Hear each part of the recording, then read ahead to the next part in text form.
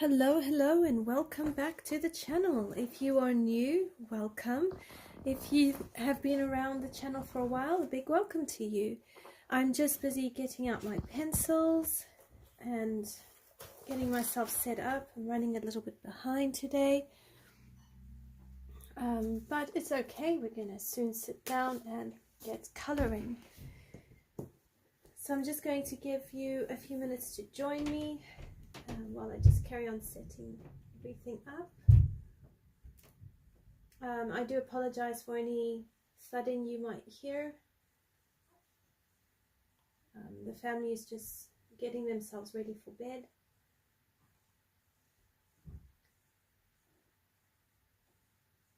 Right, so we are coloring in Tales from the Forest Kingdom by Hannah Carlson. I'm just sorting out the lighting here. Okay, so let me open up and show you what I've been working on,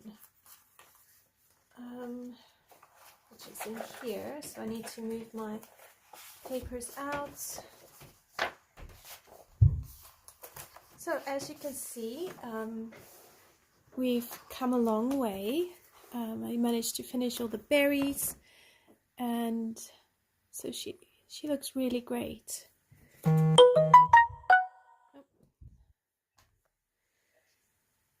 I've got messages going on in my phone.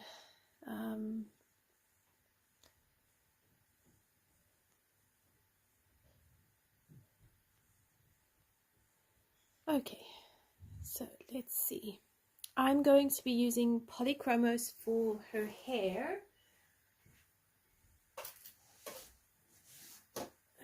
So I found that Prismacolors for hair just kind of really blends all around, which is fine up to a point, but if you really want to create a more realistic kind of hair and get those strands going on, then polys or an oil-based, oh my goodness, an oil-based pencil works really well for hair because you can get those fine details in. It doesn't move around the way Prismacolors or your wax-based pencils do. So I'm going to do ginger hair on her, and I'm going to show you a picture I did in the same book, just to test out the color combo.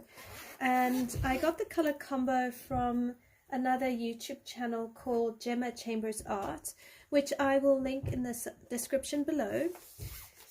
And it really is such a lovely, gentle combination. So flip you over to this page, and that's the kind of hair we're going to work for.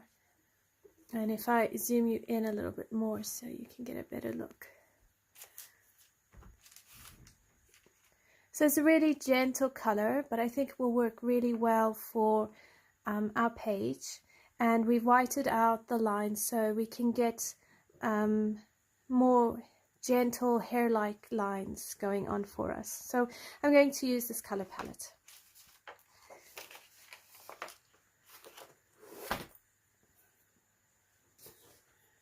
Right, so I'm just going to zoom you out a little bit more. As you can see, the acrylic paint has dried out. It's softened the lines, and the same colors we're going to use on the eyebrows so that they kind of match. And then I'm getting out in my planner the color combo I used, which is somewhere in here or on the page that I am busy working on, because I really enjoyed the fairy page and I went straight on to do the all scribbled down over there. Alright, so there's the color combos I got YouTube channel. So you're going to need cream, terracotta, burnt ochre, burnt sienna, burnt umber, and black.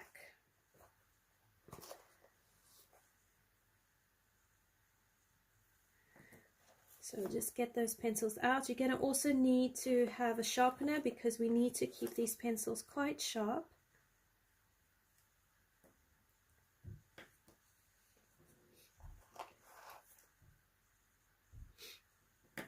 We need burnt umber. And then a black pencil on the other side. And then your cream is going to really be your base layer. But we're going to get started now. I will put all these in the descriptions below. Okay, I'm going to move this to the side. So, how are you doing? How are you keeping? Have you had a good weekend, a good start to your week? The start to our week was busy and hectic and full on. Typical Monday morning, got kids not feeling well, so mood swings on all sides. But I mean, that's just part of life, really. And tomorrow will be a different day, a better day. Okay, so we're going to take our cream and we're going to lay a base coat on all of the hair.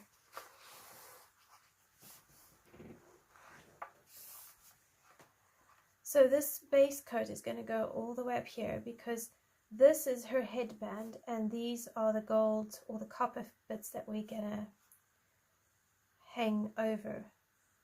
We might actually not make them copper, we might make them a dark brown or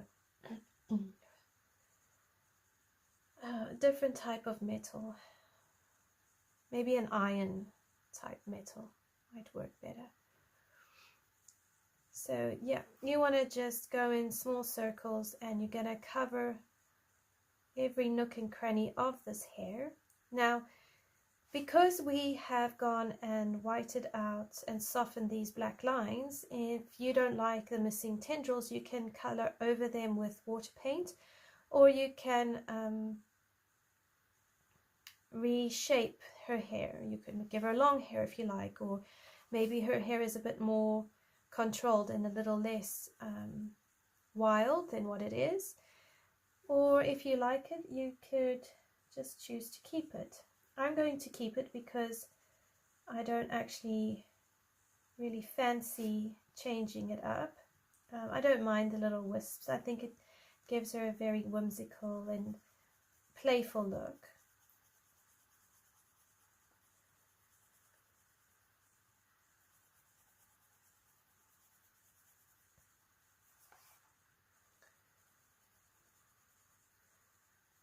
And by doing a base coat, you're really getting a feel for where the hair is tucking in, where it's sitting on top. And that's going to help you with your shadows. With the Polychromos or any oil-based pencils, the key is to really go light layers and build up. So we're going to layer this all up to our darkest color and then bring our darkest color back down to our lightest color. So we really want to take our time. As a bit of a disclaimer, we could be doing this hair the entire 2 hours. I will try my best to not take too long and move you on to other bits. The other option is I can do just a portion of the hair here and then finish it off camera. That way you are getting to see the color combo and the technique, but you don't have to sit and listen to me coloring hair for 2 hours. So that if you would prefer that, please let me know in the comments. Otherwise, if I don't know, I might just do that. So I think it might actually work out a bit better for us. Now with the base layer, you don't have to really worry too much about being exact. You stick in the lines that you want. What is nice is that you can also bring in, at the end, we can do some flyaway hairs which really add to the picture.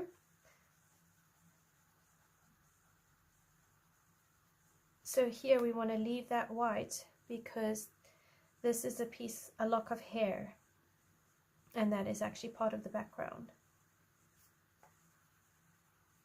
So she's got beautiful wavy hair.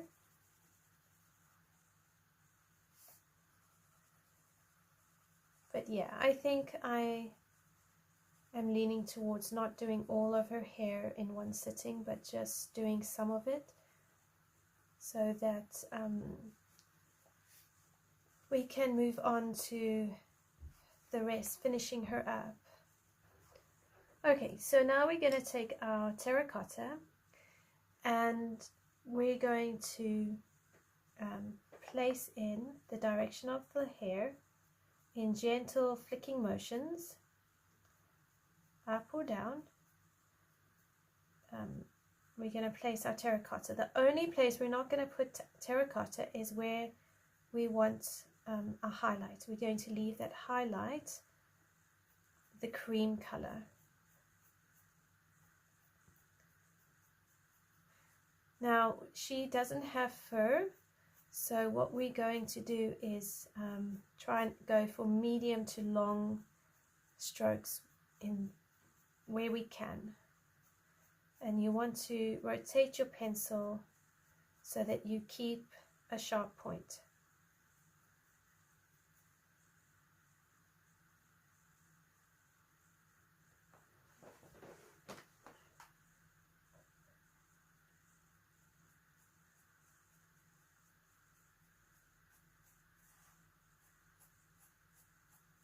And you really want to try and go in the direction of the hair.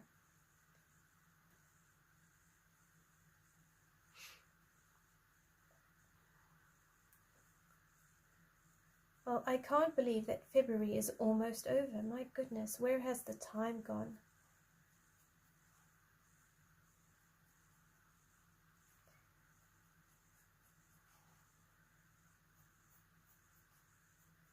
I'm looking very forward to doing the end of the month video.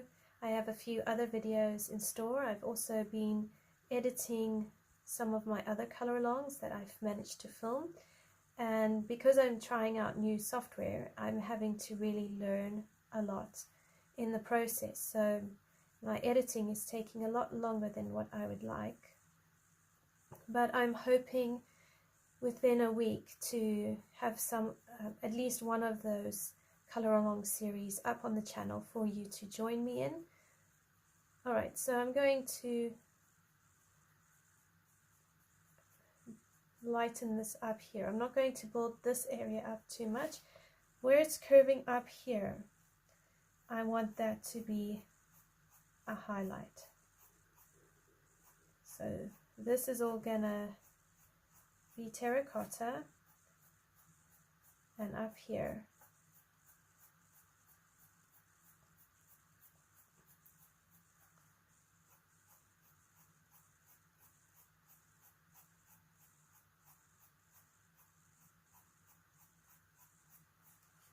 and that's going to be a highlight there for us.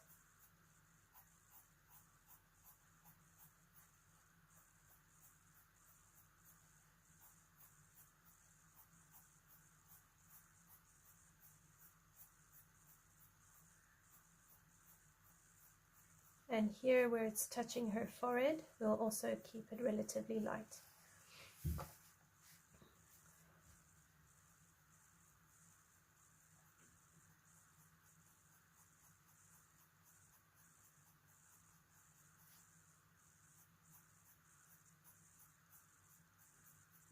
We'll have a little bit of a highlight coming up here as well.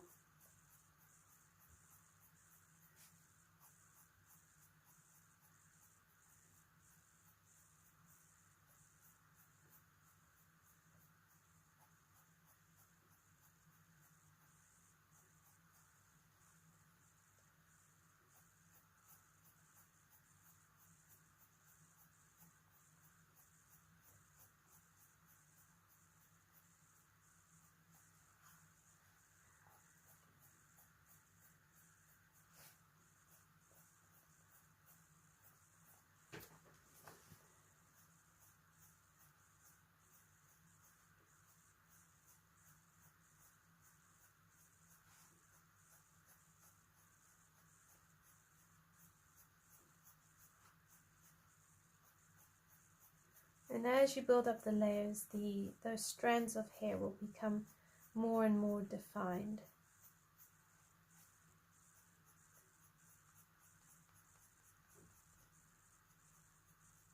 Now this bit here could also catch a little bit of light.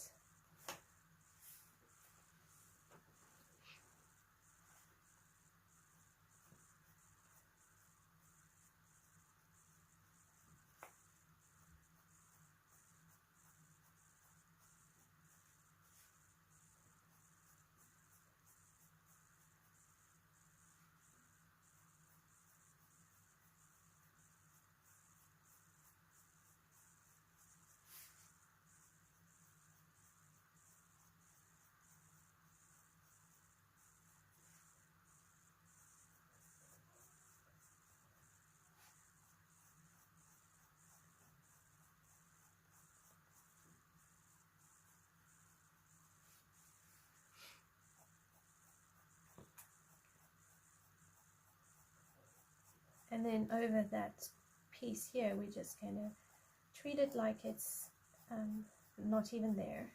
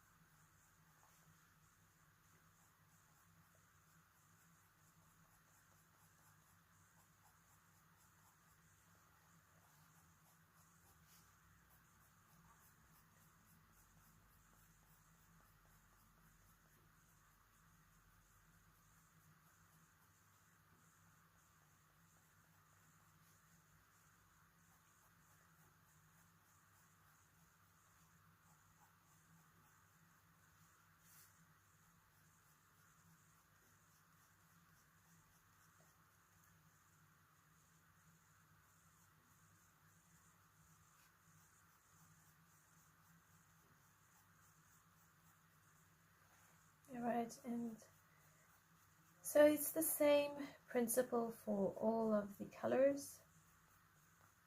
We're now going to move on to our burnt ochre, and we're just going to go into those areas where we put our terracotta, and we're just going to build it up.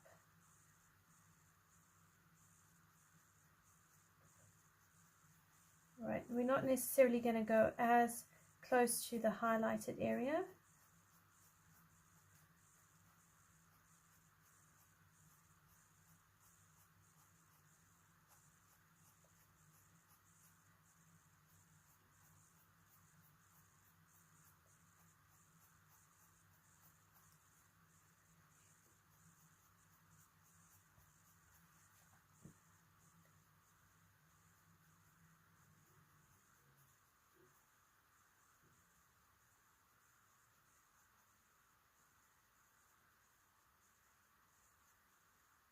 So do you color hair much? And if you do, what are some of your favorite hair colors or color combos that you like to give your portraits or your people?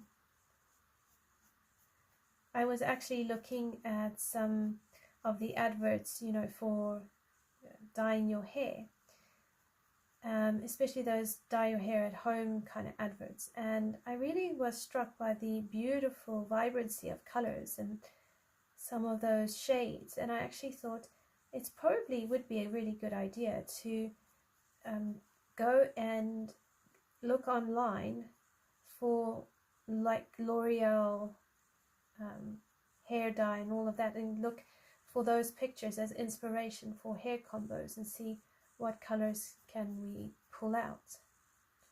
I got these specific combos of Gemma Chambers Art to get me started, and I really liked her blonde color combo because I found it was such a natural color and it really just worked for me. But I would like to try some of the more fantasy or unusual colors.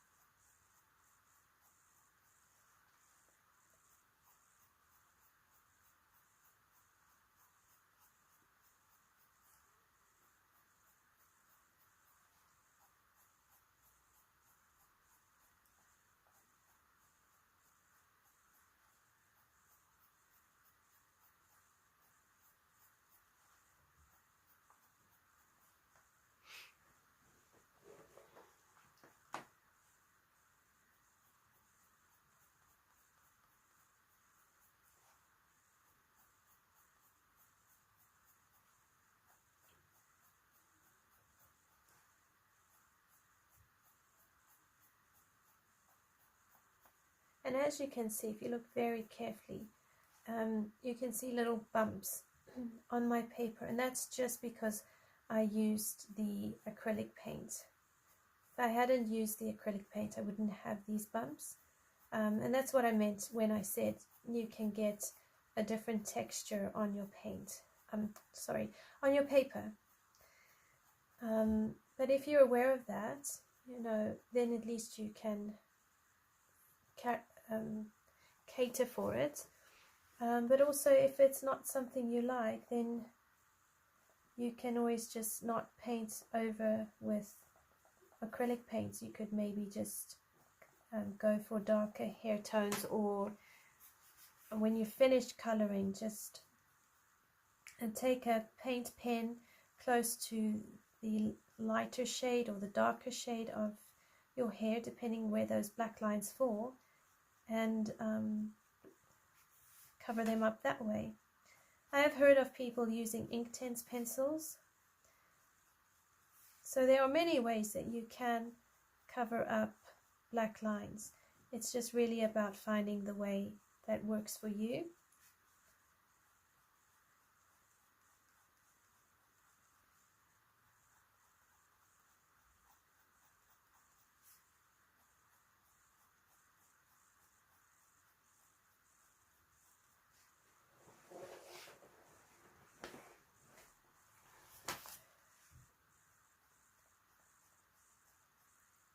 So apparently there's been a lot of solar flare activity, and my husband was telling me that the aurora borealis has been visible lately all the way down towards the area we stay in, just because of the amount of activity going on in space with the sun and all of that. So that's quite interesting.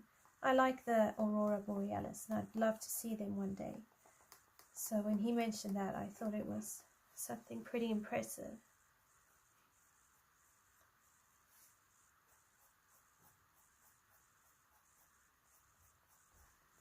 Okay, so now what we're going to do is we're going to take our burnt ochre. No, my burnt sienna, sorry.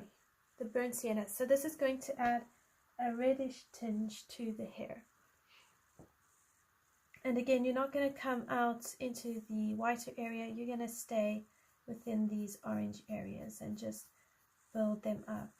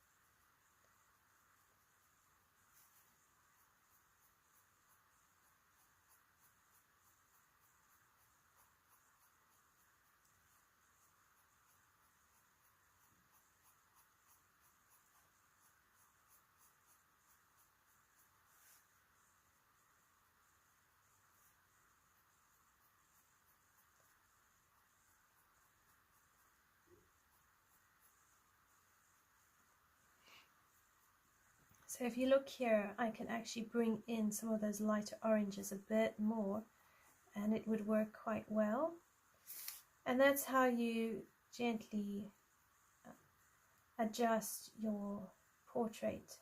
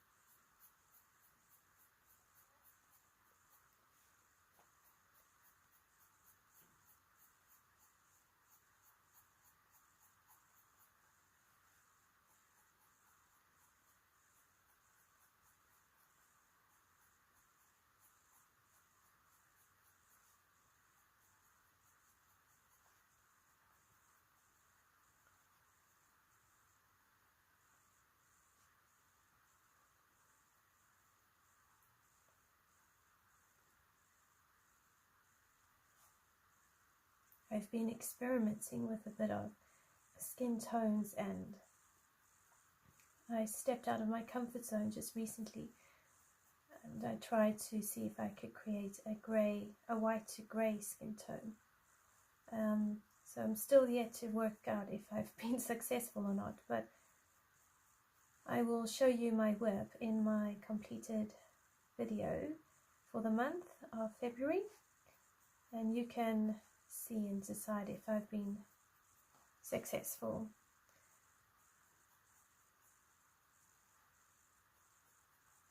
Alright, so I'm just going to go back a bit, and I'm going to bring in a bit more of that burnt ochre.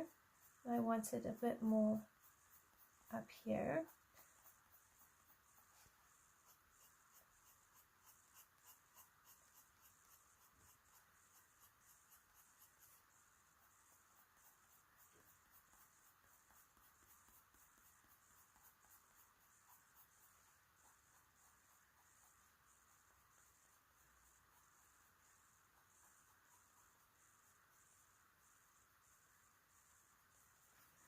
And then I want a bit more of the terracotta.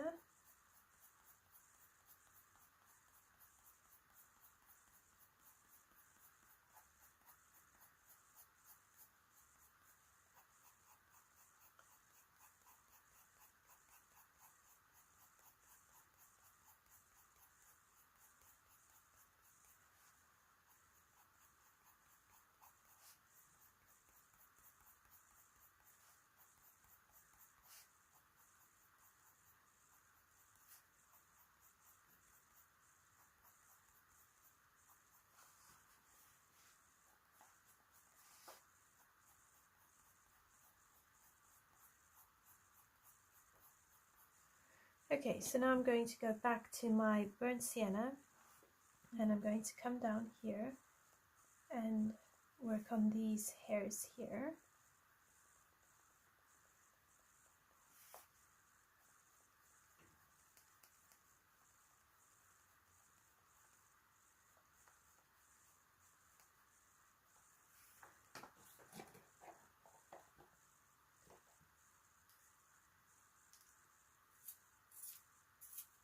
Just sharpen it a wee bit.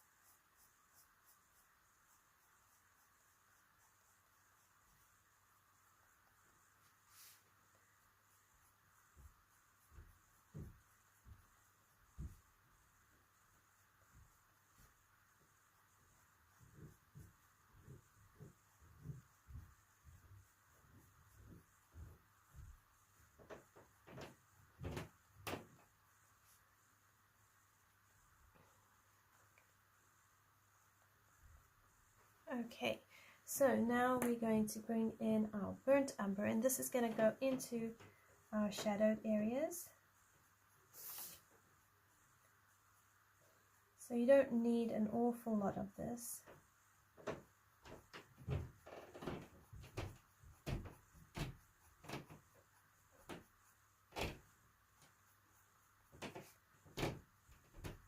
Right here where her headband is, we're going to need a bit more.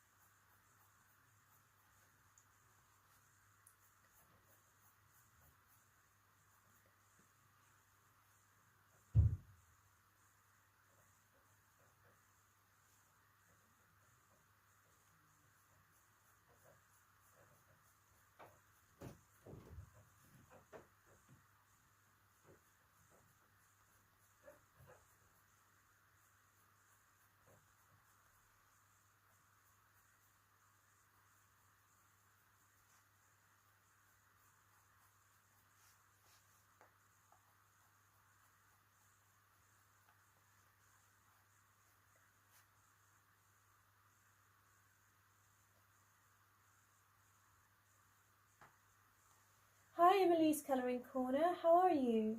Thanks for joining. Thank you, I'm glad you enjoyed the page and you like the berries.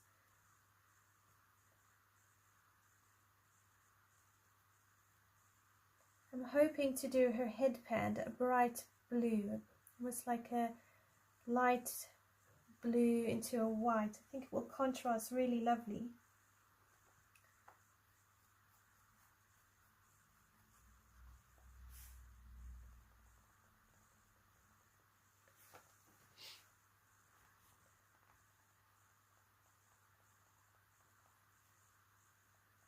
So again, right here in the tip, you don't want to use the burnt umber too much. You really just want to emphasize where the shadows are going, and here is more or less where you could, if you wanted to, put in some fly away hairs. But because her hair is really wispy, I'm not 100% sure you would need a lot of flyaways.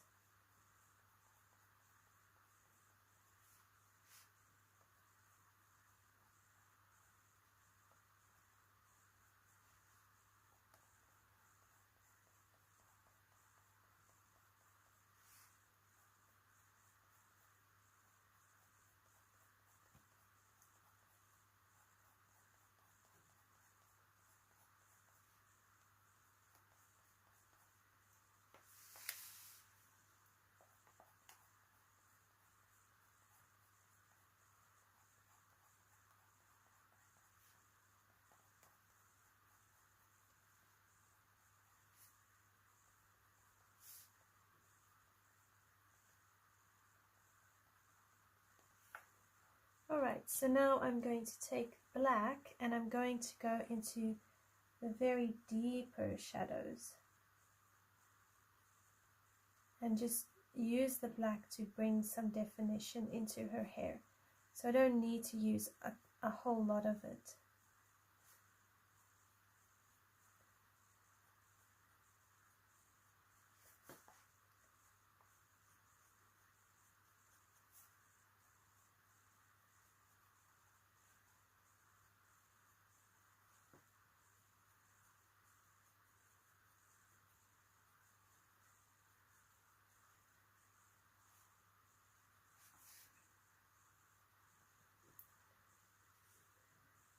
I want a bit of this black here by her headband because I just think it will help contrast it.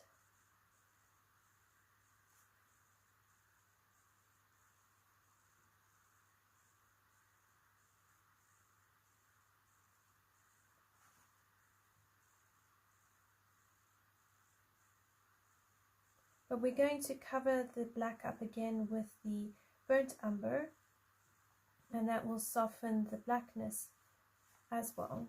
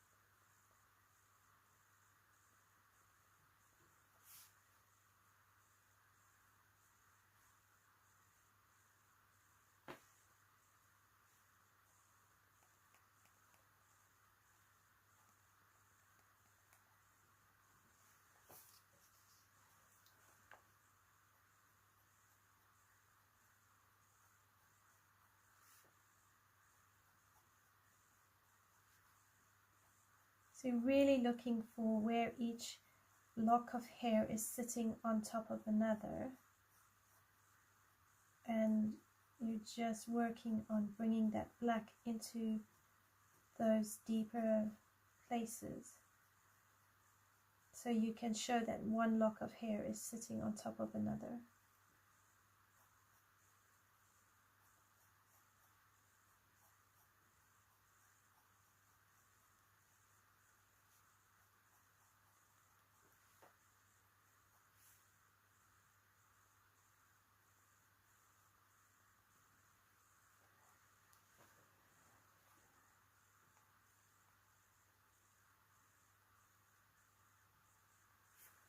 Okay, so now we're going to go back down. We're going to pick up the burnt umber, go over the black with the burnt umber, and then we'll go and make our way backwards down to our lightest color, and then that should be it for this section of her hair. And I would carry on with the exact same process for the rest of her hair. So I'm probably not going to carry on with her hair and do the whole hair.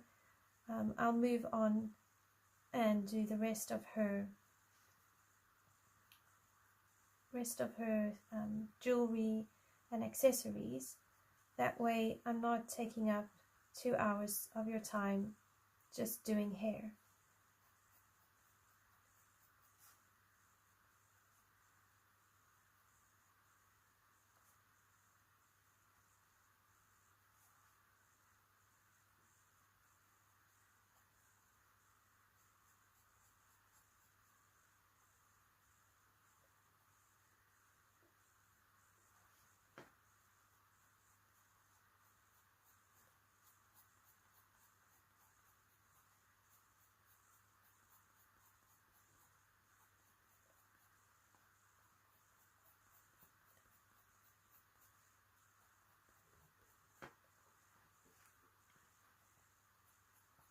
And as you can see, this color here works really well with the green eyes and also the blueberries.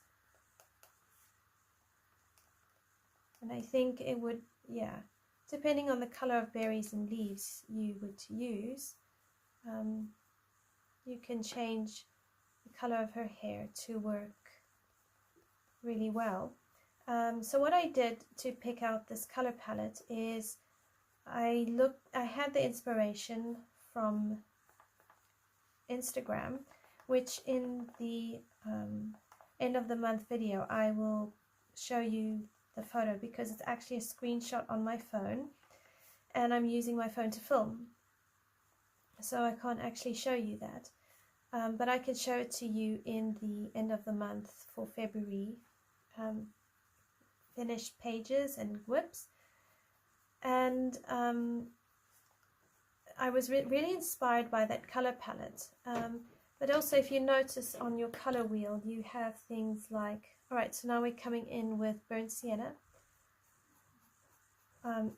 You have orange and blue are actually contrasting colors, but blue and green are analogous. So by having the blue and green together, they naturally work, and the blue and the orange would also naturally work. And that's how you can create, you use your color theory to create beautiful color palettes that really work.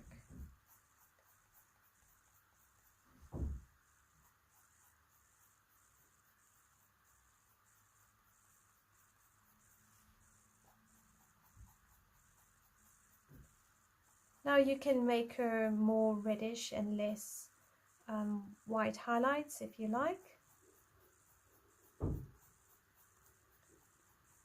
So this color combination is going to work out differently because of the way you'll interpret it to the way I interpret it.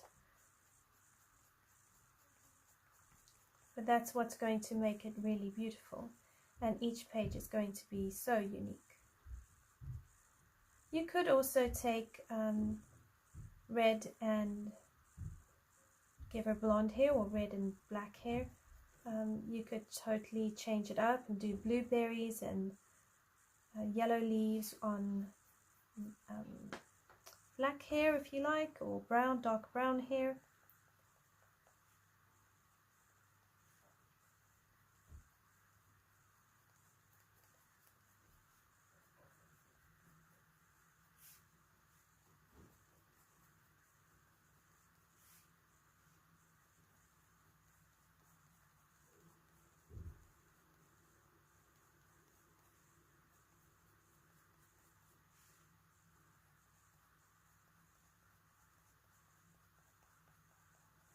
And as I go, I'm just tweaking the hair and just deciding how far up I want the highlights, how much shadow I want.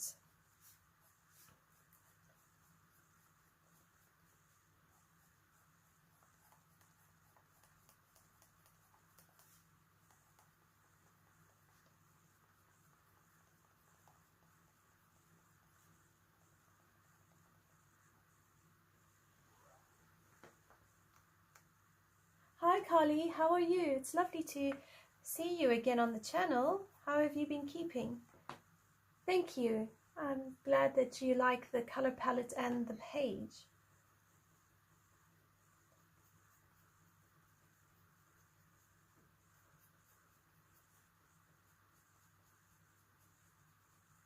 Has everybody been planning their coloring pages for March, or do you color more based on your mood?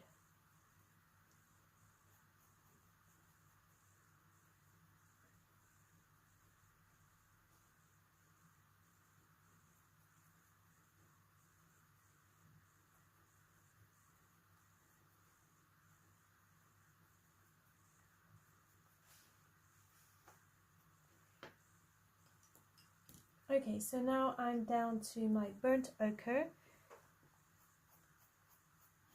and I'm just going to go over this all.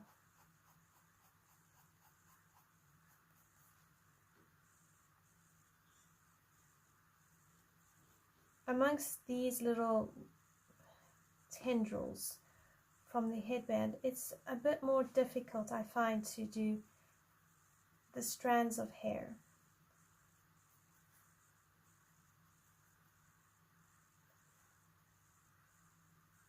So I tend to just color it a bit more than I do those feathered looks.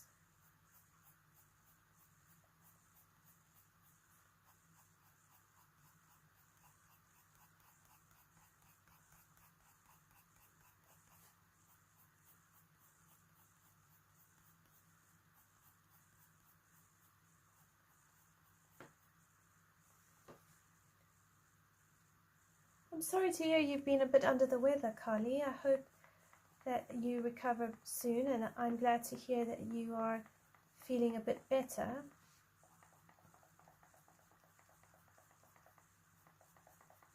I hear you about coloring on your mood.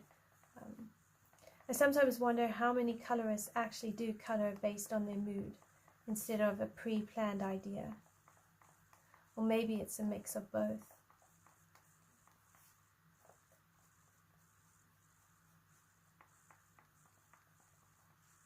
I know I tend to color more according to my mood than I do my plans, and sometimes I'll plan to color something and I can start, but then my mood changes and then I end up with another whip.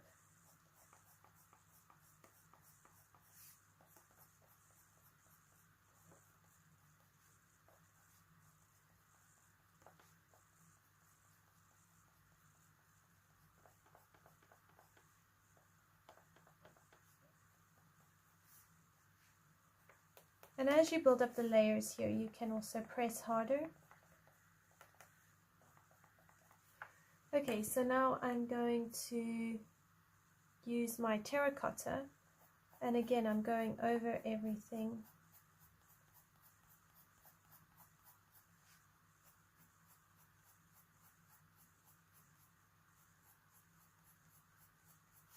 And if I really wanted those individual strand looks, I could sharpen my pencil yet again and just have a really super sharp point.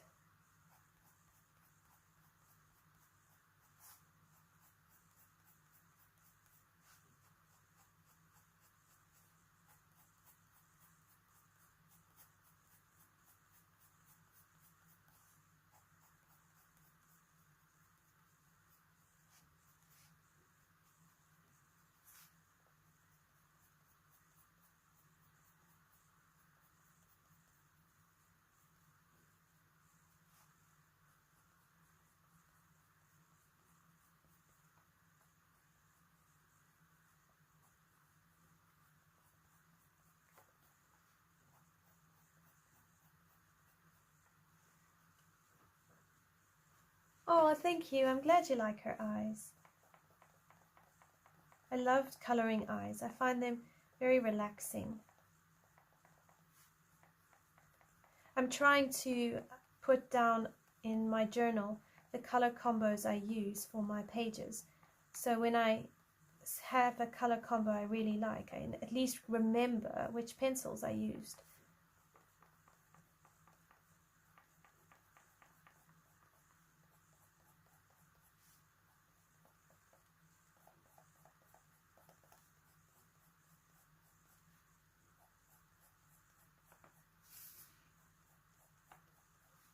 I was actually we're having a Van Gogh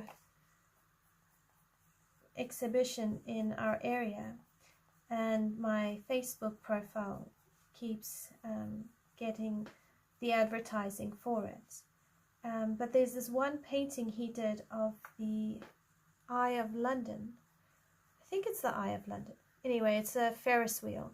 But he painted it in such a way that the Ferris wheel actually reminds me of an eye in the sky. And I thought it was really incredible that he could take his style and still create something that when you look at it, your mind goes, that's an eye.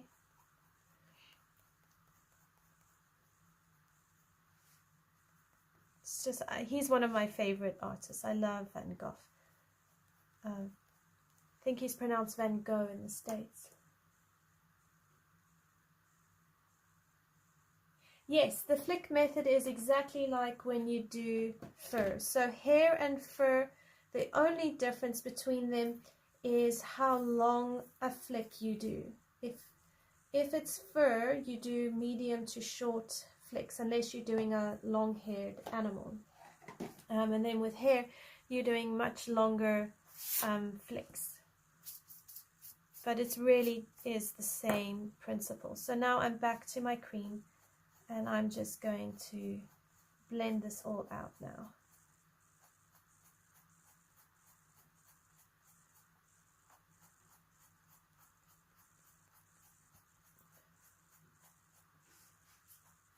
And I mean, if you wanted to carry on deepening this, you could just go back down again and then work your way back up. And that's where hair really is a very slow process, and you can be at it for a good while. This paper is nowhere near saturated, so it could easily handle another going back down the and then coming back up with all the colors. And the more you layer, the more the polys are going to really shine, because that's just the style of pencil they are. Whereas Prismacolors you put next to each other, you can kind of manipulate them into each other and smush them around.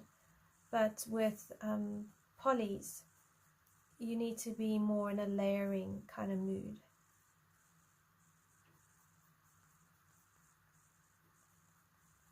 So like here, I need a little bit more of that burnt ochre just to smoothen that out. And the more layers you have, the more the polys will blend.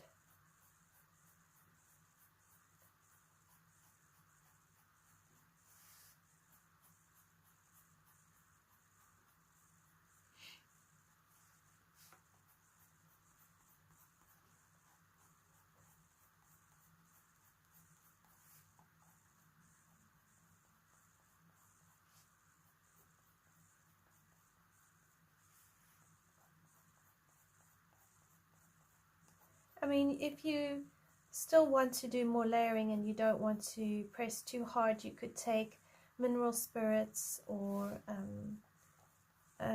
yeah, depending on if your page has got an image at the back. If it does, then you probably don't want to use an alcohol blender, but you could definitely use mineral spirits, and you could blend these colors together and then carry on layering on top of that.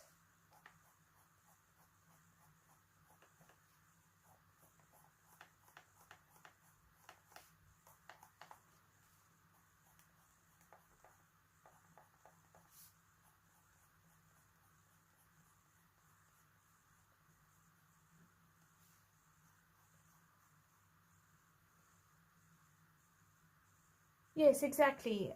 Prismas are definitely more a blend, and polys more of a layering. If I rush my coloring with polys, they don't blend into each other as nicely as they do with Prismas, but if I layer, then the blend actually works out much better.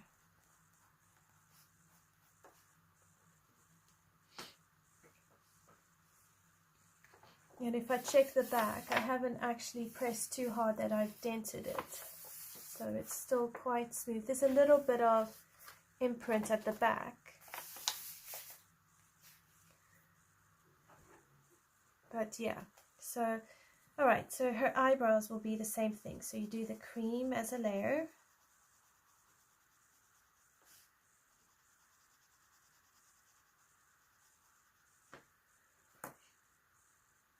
Now here you could bring your burnt umber up here and just try and blend out this line ever so slightly, so it just sort of rests on and doesn't disappear into the skin. You can lighten it with a bit of terracotta. And then this portion here could possibly have gone a bit darker, so you know, this is where you can tweak your skin tone. So I'm just very lightly just bringing in a bit of dark umber onto the skin tone here.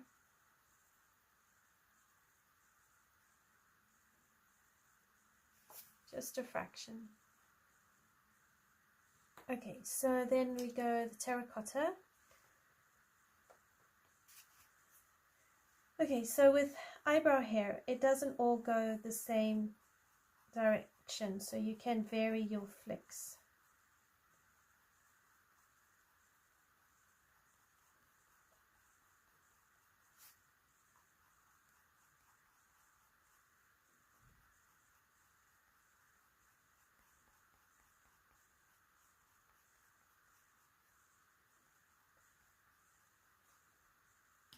And then you go with the terracotta, and it's the same thing.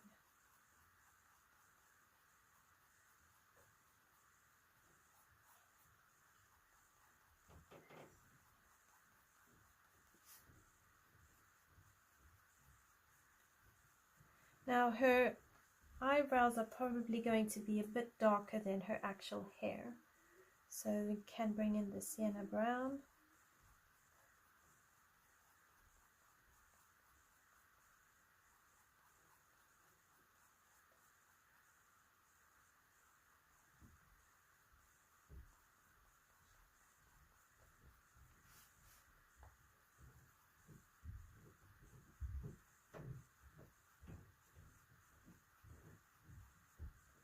So I'm trying to just vary my flicks here a little bit more.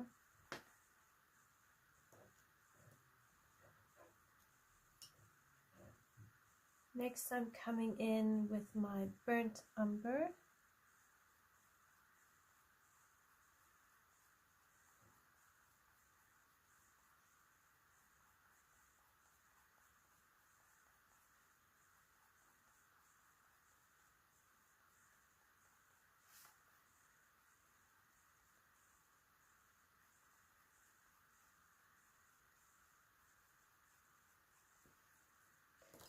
And then we can have a little bit of black in here.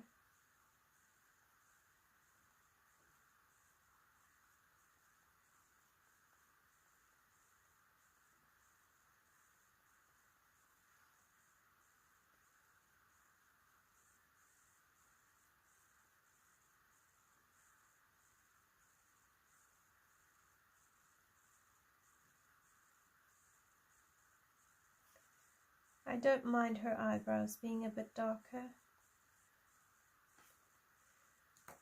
And then I'm going to come back over that with my burnt umber, but I'm going to sharpen it just a little bit because it's feeling a little bit blunt for hair.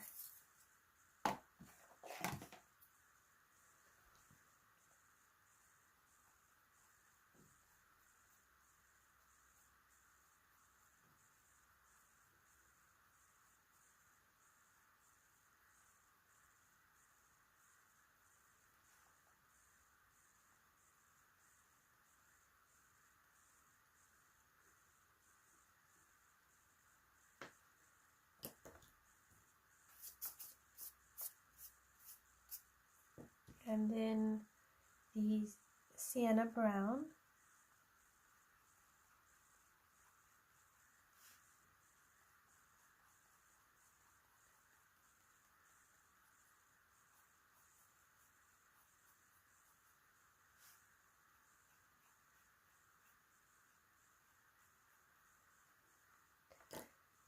the Terracotta, which I'm also going to sharpen.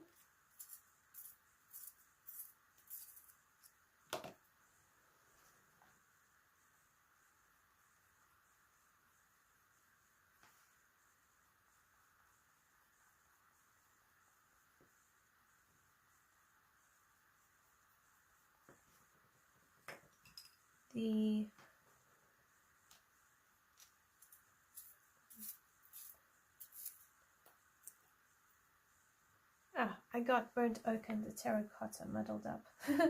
Oops.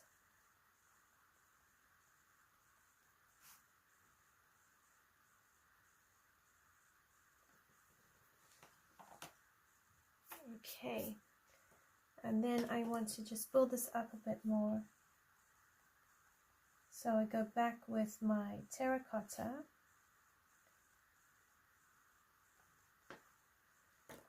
my burnt sienna,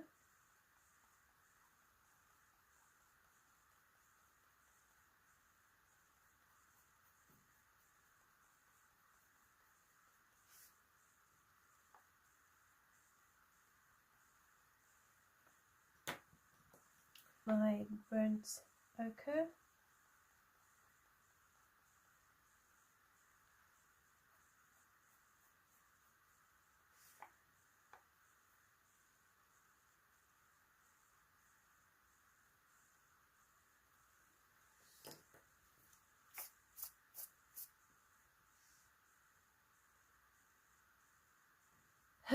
no worries, Carly.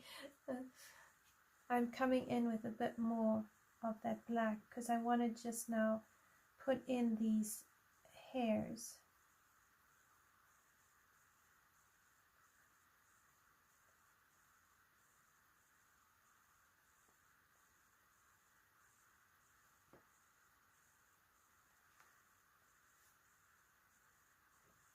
So in some ways I am going a little bit more in one direction because our eyebrow hairs do lie quite, how do I put it? They don't fly all over the place, even though some hairs do crisscross over each other. And then if I bring in my burnt ochre, and I just come from the top down, hopefully just blend that out a bit. I still have a lot of experience, well, I have a lot of ways to go before I get realistic eyebrows, but I try, and I think it's definitely a work in progress. So at least her eyebrows are a little bit darker than the rest of her hair, but I am going to put in one more layer on her hair. So I'm going to bring in the burnt ochre,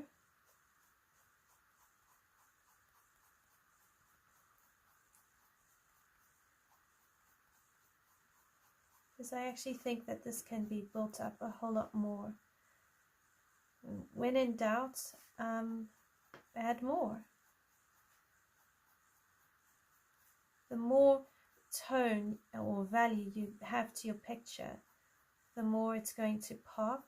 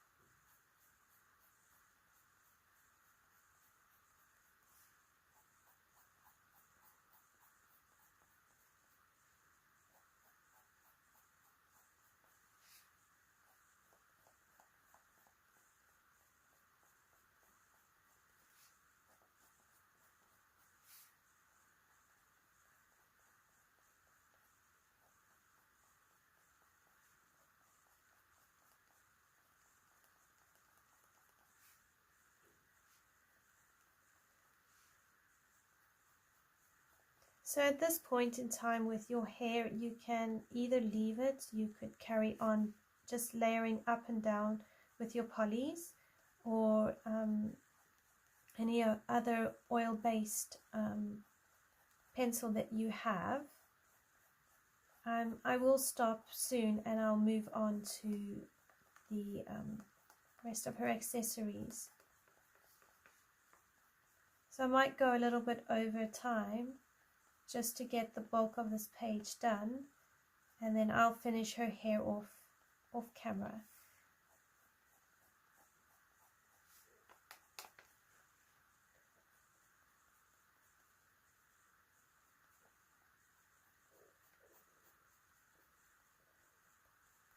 But just adding another layer or two, it really does wonders for a picture.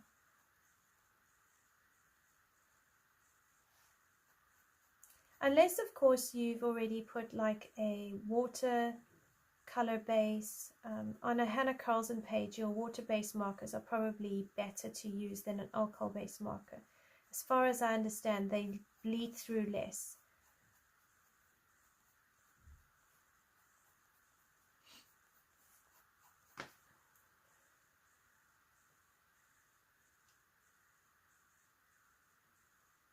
Cool, Kali.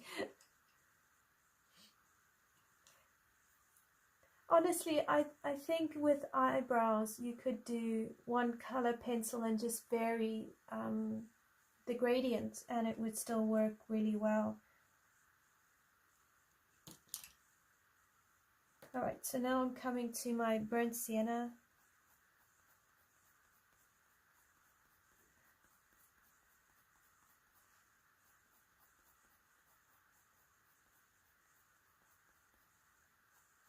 I mean, sometimes really less is more, and sometimes you can have a very effective effect with less.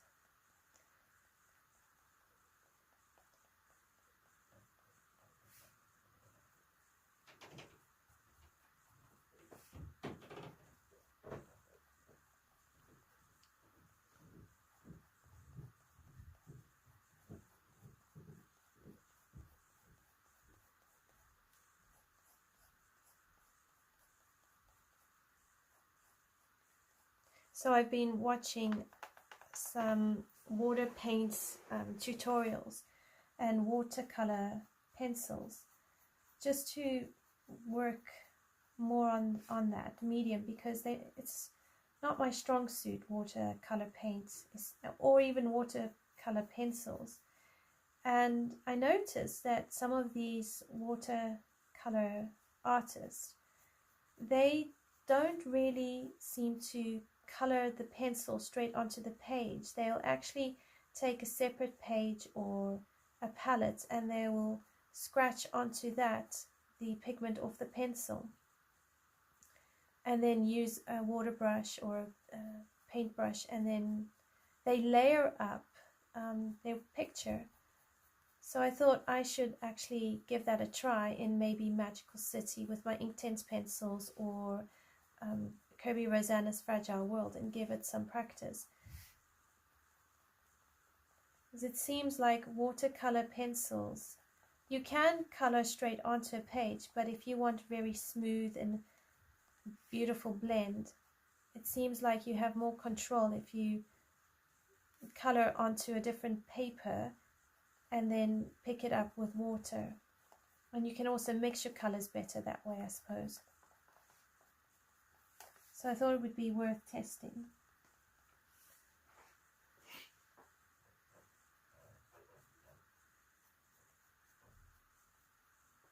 Okay, so now I'm going to bring in a bit more burnt umber, and I'm going to try and use the tip of my pencil to create those strands.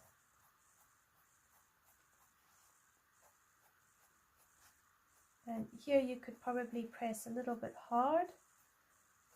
You want those individual strand looks. So the harder you press when you're doing hair, the more of a strand you'll actually get.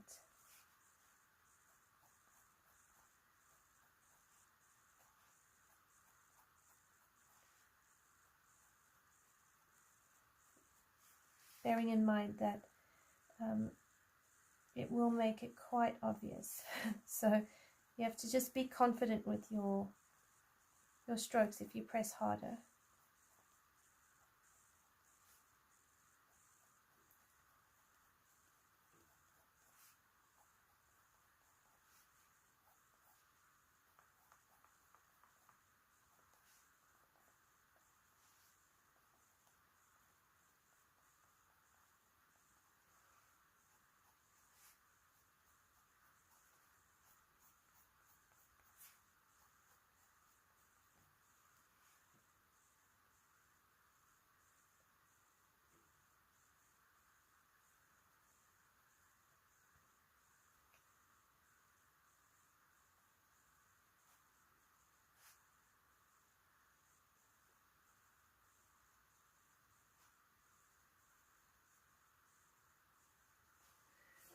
Okay, so I'm going to do that, and I will do the rest of her hair off camera using the same method.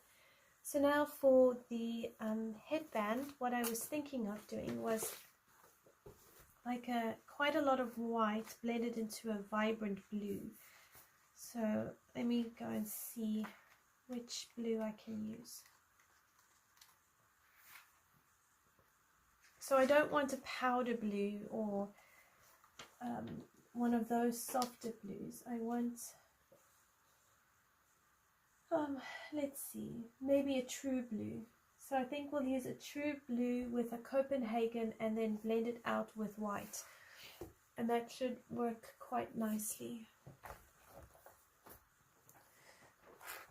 So I realized the other day my true blue pencil had been taken out and I don't remember using it, but I thought to myself, I don't actually use true blue a lot, so I should try and use them a bit more. And then we want the Copenhagen blue. I just got to find it now. I always have the best of intentions to keep my pencils kind of in the same order as my swatch book, but when I use them they all get muddled up anyway. So now I spend forever trying to find them. Alright, I do apologize, I'm having a bit of a weak connection going on. So if there is any lag, I do apologize.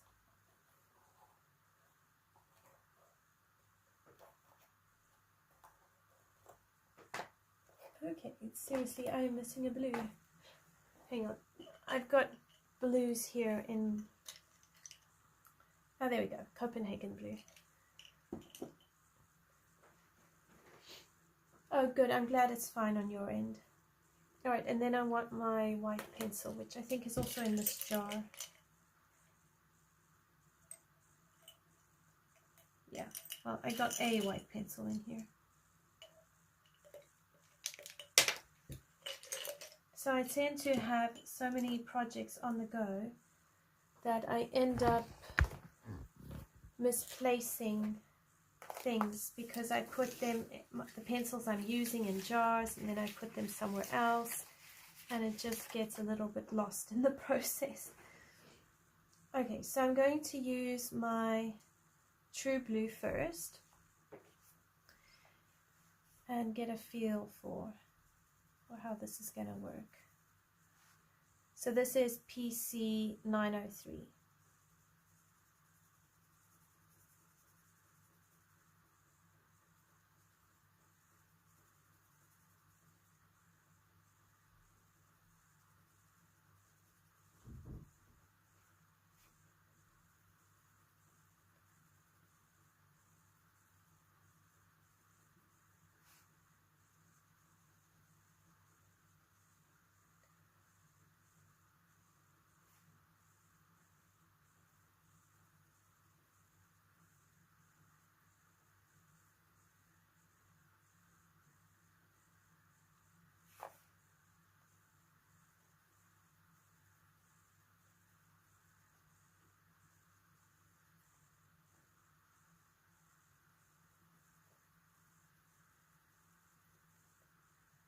I might not even use the Copenhagen blue. I might just vary the gradient with the true blue and see how it works.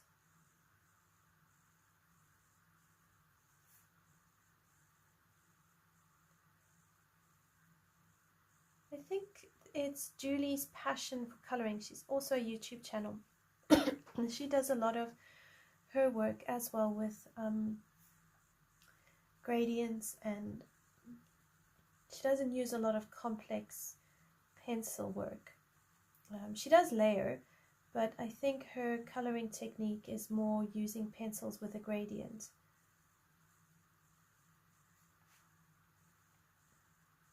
And when I've started coloring, I like to watch her color and just get an idea, and that's where I learned how to do gradients.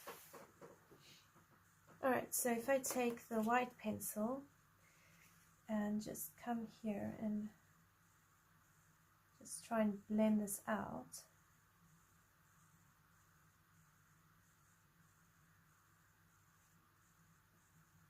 So I start in the white and then bring it out, and vice versa. So I just weave it in and out that way. I might use a little bit of the Copenhagen blue just in this crease here.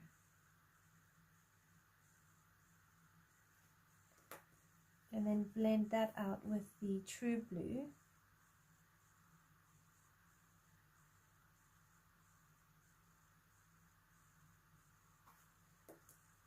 And then return over that with my white pencil.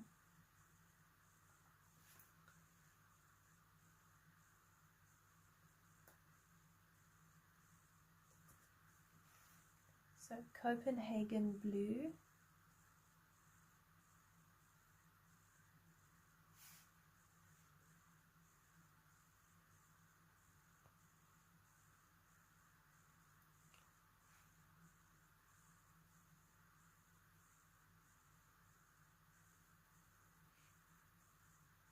I'm just sort of following the black lines with the Copenhagen blue.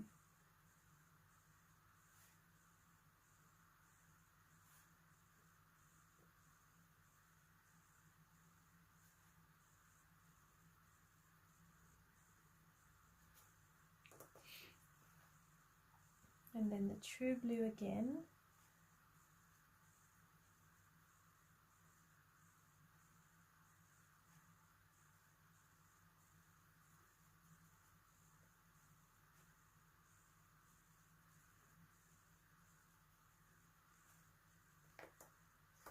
Followed by white.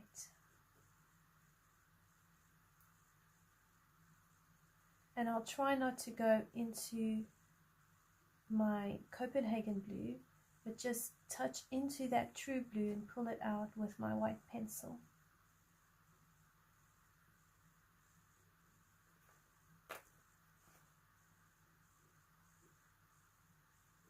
And true blue again.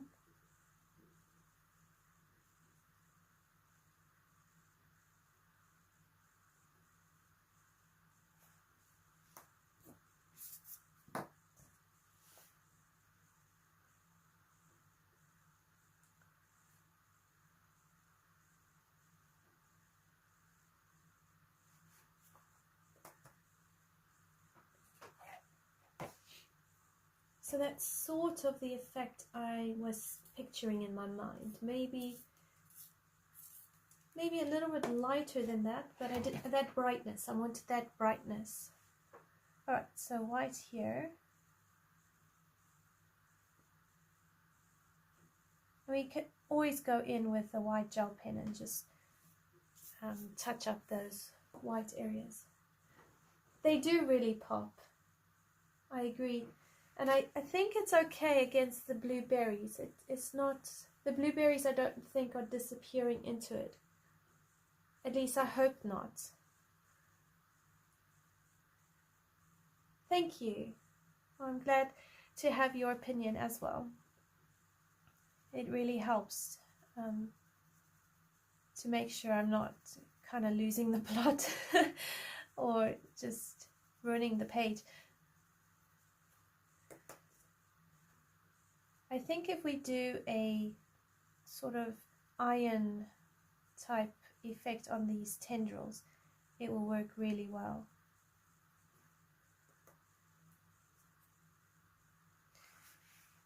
So with this side, what we want to do is come under here.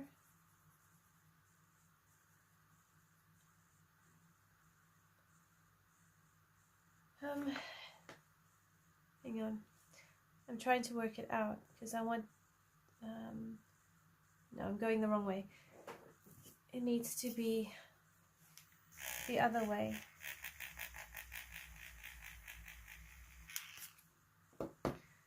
So if we have it this way,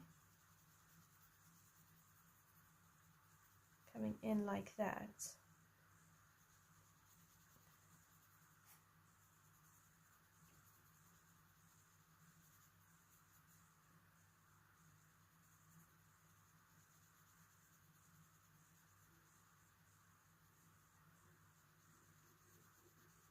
sometimes it just takes a while to work out which way to put those white areas.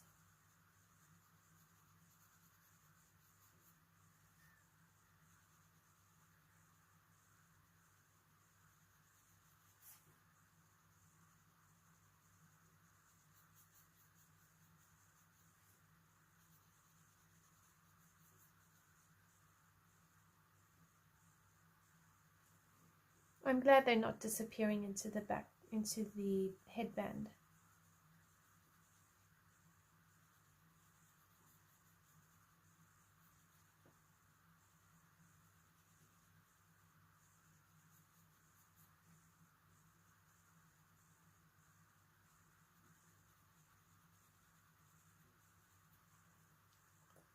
Okay, so then the Copenhagen blue, and along here. So really don't need a lot of it.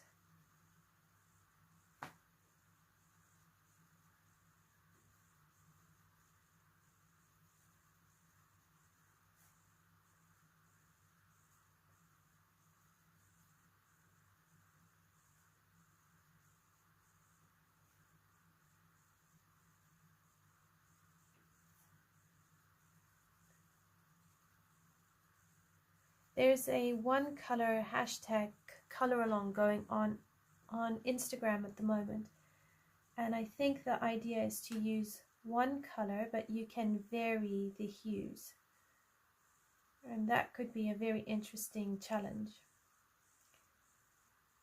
So I'm thinking of seeing if I can do that challenge some points this year, but I'm just not 100% sure yet which picture to use. Okay, so now the white pen.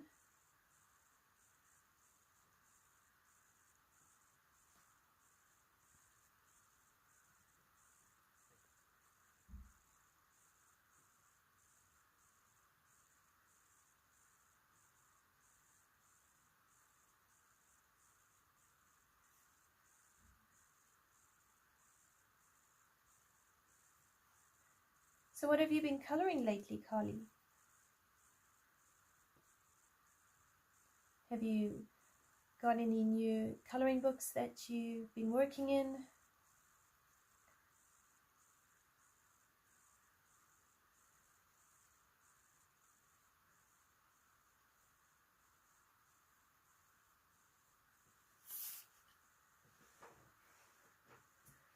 So a bit more of that true blue here.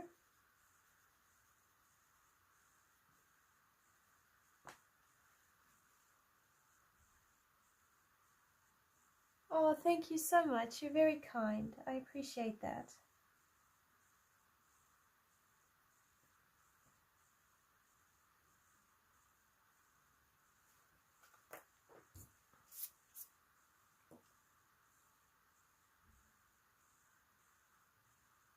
Oh, that sounds fabulous.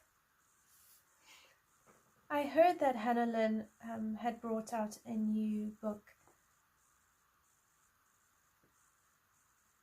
She's got a very unique style.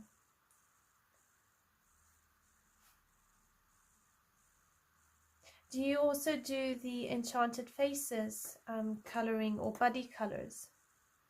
There's quite a few people who are colouring the Enchanted Faces. I think it's a pocket-sized book.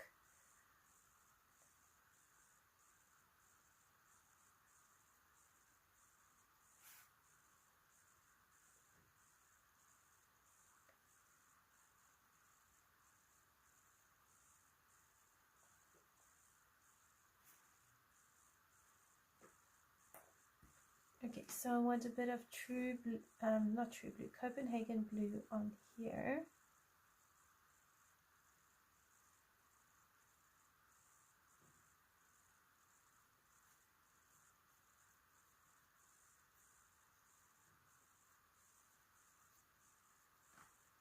And then true blue. Oh, lovely. Yeah, I think buddy colors are a whole different category of coloring.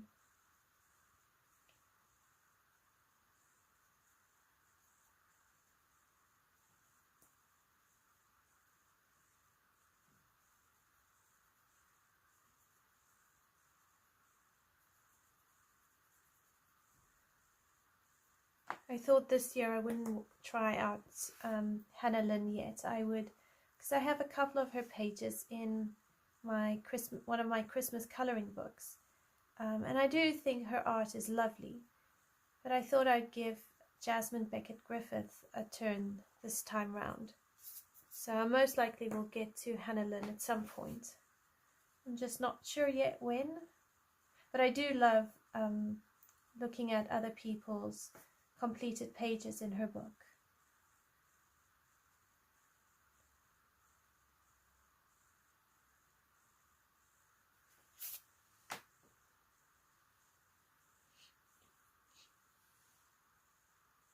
Oh wow, a grayscale. That would be really helpful to learn how to approach her style.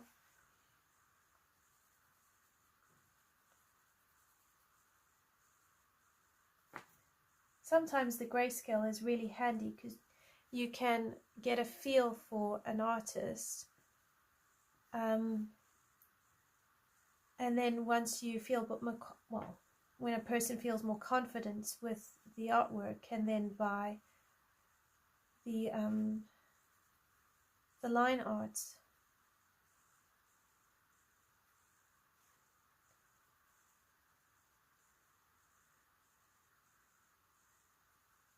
Do you enjoy coloring people? Oh, okay, I hear you.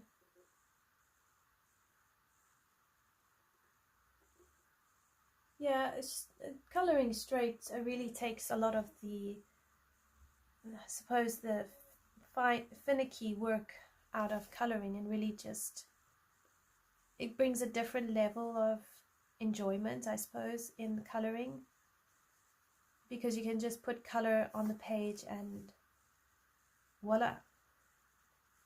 So I think it's really got its place. And sometimes, like, especially if a person is not feeling really great, to be able to just put paper and pencil together, or marker, and just see the color, I think there's a lot of benefit to that.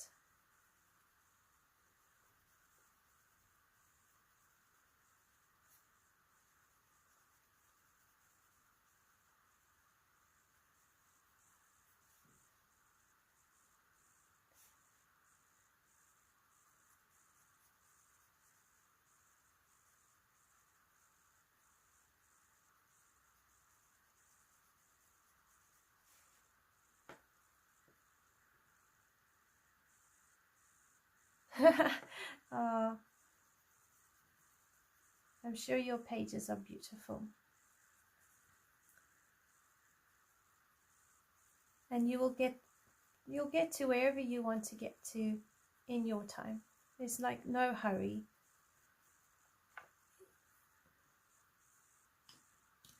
Okay, so that was all true blue. So now I'm going to bring in my Copenhagen blue.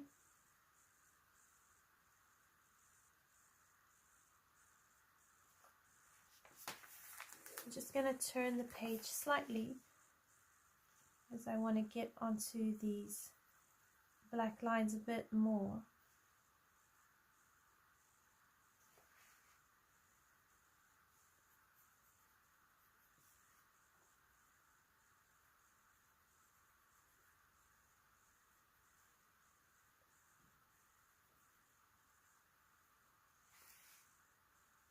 So I'm trying to remember where I saw it. I think it was on Instagram, because my Instagram feed sometimes brings up different artists. Anyway, this one person, she drew these beautiful pages in, I think, like a sketchbook, and she painted them with paints.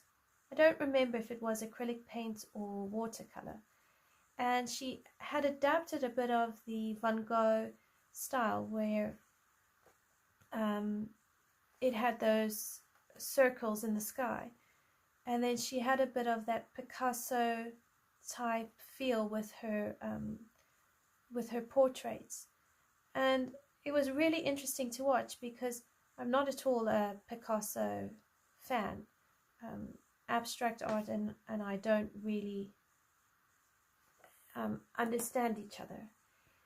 But I actually thought it could be a lot of fun to take that idea of using Van Gogh's swirls in like a Mary Lizzie Cullen type page. And then, you know, again, practicing with those watercolors. I suppose you could use markers for that as well. You just have to layer your colors upon each other so that you have a dark, medium, and a light. The reason I've been thinking so much about Van Gogh lately is because last week Thursday I was teaching art to some of the kids in our homeschool group, and Van Gogh was the subject for the week. So we did Starry Nights with oil pastels and a little bit of acrylic paint. And it was very, very therapeutic, very easy to do. And yet, even in its simplicity, it was really effective. So when I saw these pictures on Instagram by this person, and like a beautiful medley of Picasso and Van Gogh, it was actually quite inspiring.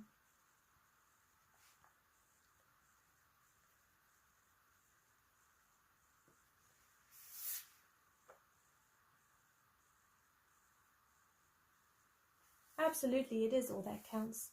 I mean, colouring is supposed to make you happy and be fun. Yeah, absolutely. A background in swirls. I mean, can you imagine? It would look so effective.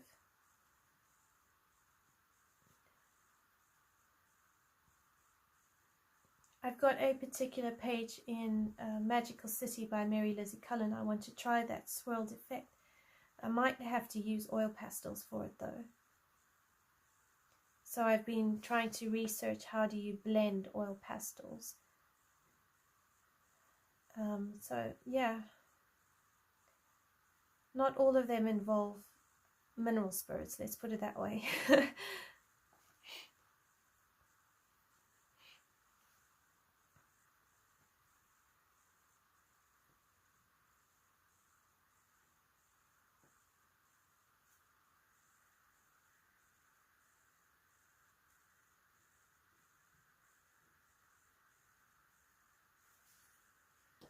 Put in a little bit more true blue in here, just so we've got a little bit more color. Okay, so that's her headdress, headband. I'm going to come down to the necklace here, and I want to do the flower with that same combination. because I need to bring the top down to the bottom. Oh, thank you, Carly. I appreciate that. I suppose it would come out all right in the end. Minus me, my husband hearing all about me whinging and whining because I'm freaking out that it's a disaster.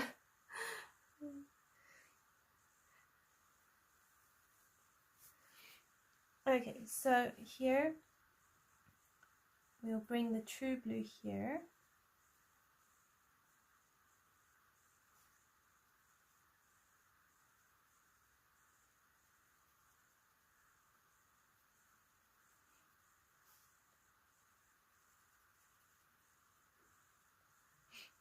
And I have a little bit of skin color on this petal, so I need to just lift that off a bit.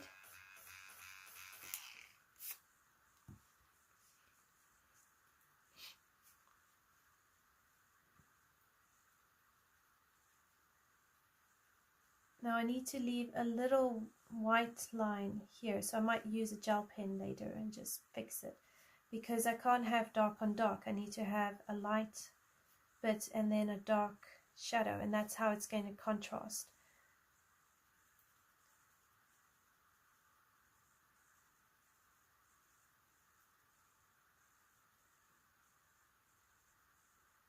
And the same on that petal here.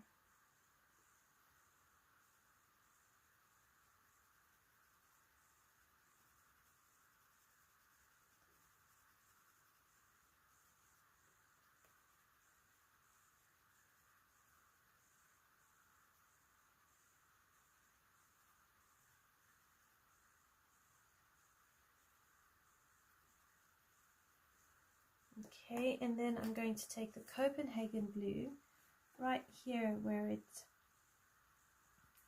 casts a shadow.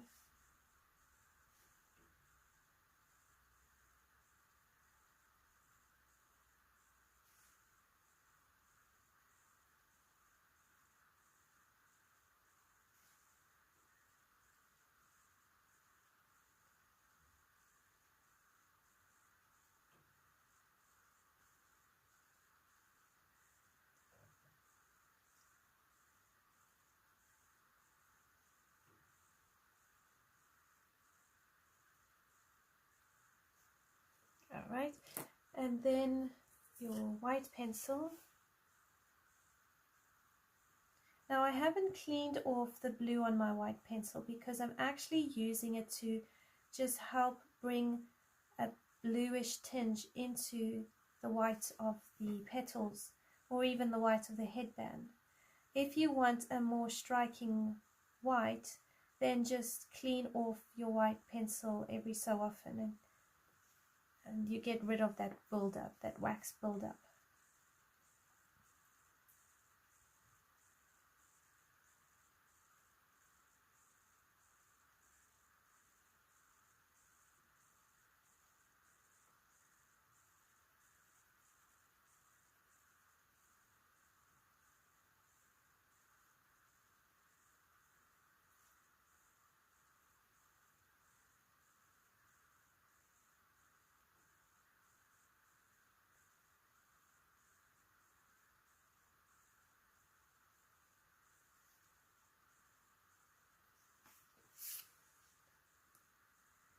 And then what we can do is actually do a ginger center.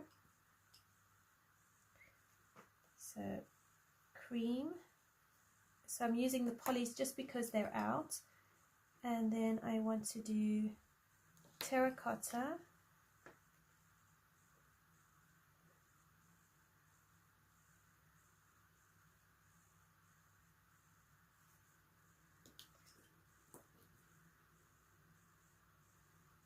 Burnt ochre.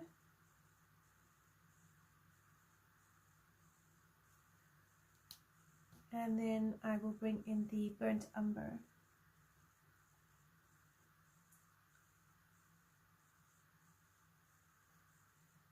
And I'll go back down to the burnt ochre because I quite like that color. And then you have the slight yellow tinge. And we can put a little bit of black.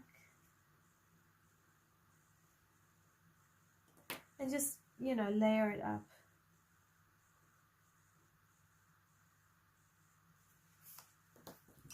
Some terracotta.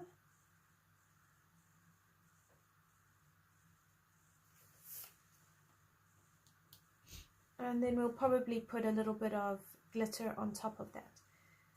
Okay, so now I'm going to come to this green bit here, which looks to me like a collar or a choker necklace made out of leaves. So I'm doing that with the dark green and again a white pencil.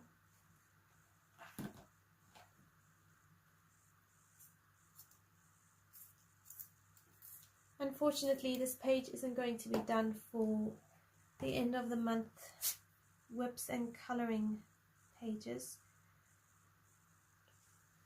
but that's okay.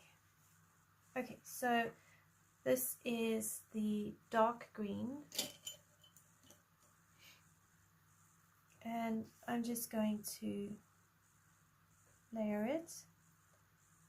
And then when I need a darker shadow, I'm just going to use a 90% cool grey.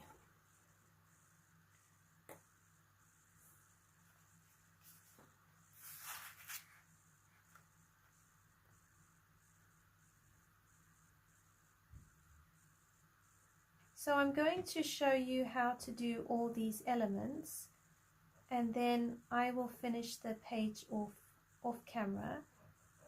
So it is going to go over the 2 hours, but if you need to go, I totally understand, and the replay will be available for watching anyway.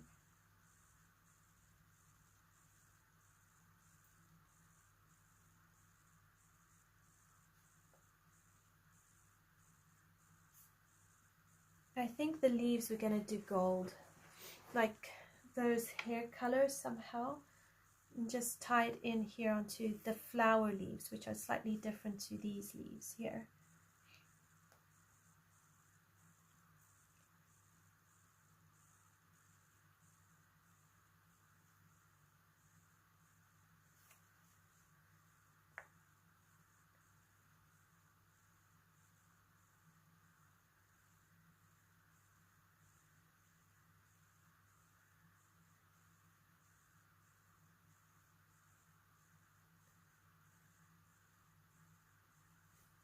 Okay, so if I take the 90% cool grey, and because I'm using just a few pencils, it is making for less complicated colouring. So in some ways it does help make it go a little bit faster.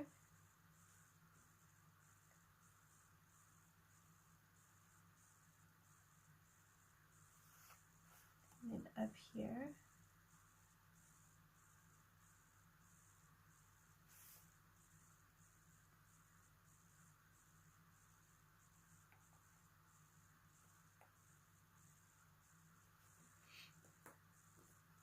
And underneath here.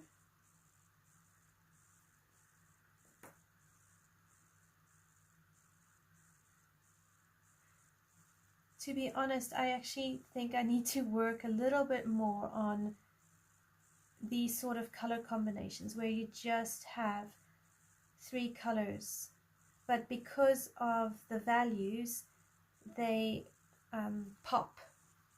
So, because one of my biggest frustrations with the way I color is just the amount of time it takes me, and yet this page will be done as far as the elements go within 2 live streams, which I think is really, really helpful. And then it feels like it goes quicker, because you know the whole point of buying coloring books is to actually color in them and have beautiful pages to look through.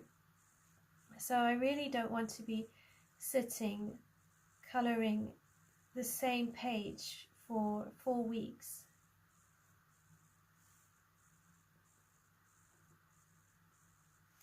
Okay, hang on. So here is where it comes in. So there's the leaf going here.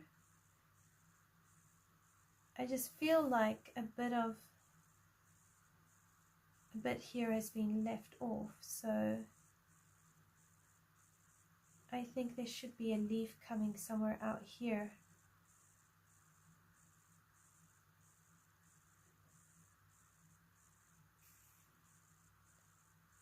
Because this isn't right. This does not look right here. Unless it's the angle. Sorry, I'm thinking out loud here. Please excuse me. I will think about that one. Because I think that way she's at a slight angle, so you won't see any leaves here. So it's probably alright. Not sure. Oh well, I'll leave it as is and give some thought to it.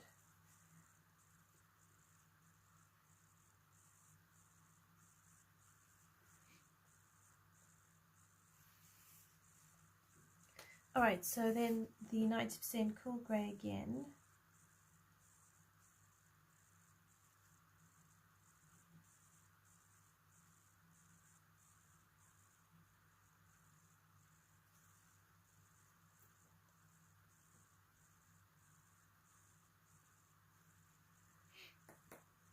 And then go over that with your dark green.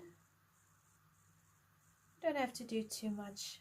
It's just to blend it out. Alright, and then here's the white pencil. So I'm just going to take off the blue. Don't really need blue. And then I'm going to blend this green out.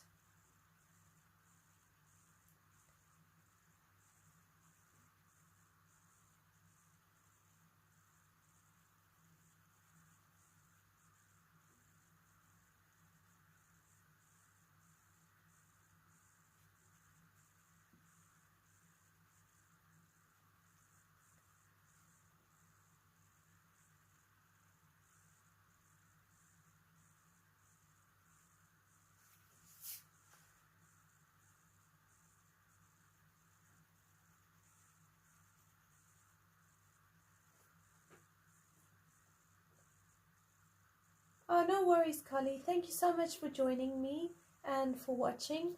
I really appreciate just chatting to you. It's been really lovely. I hope you have a really good rest of your day, and I will chat to you soon.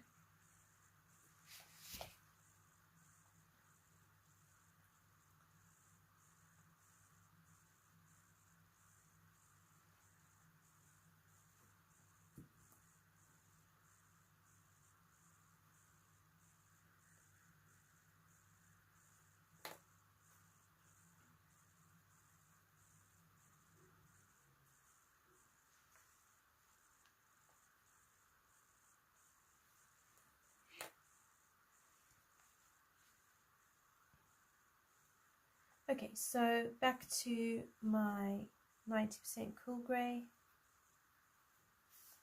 And just coming up along here.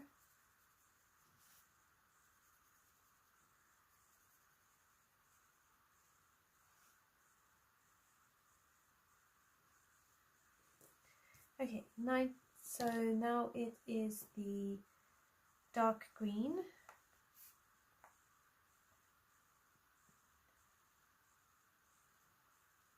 So I'm just going to go ahead and place this dark green all along the inside here.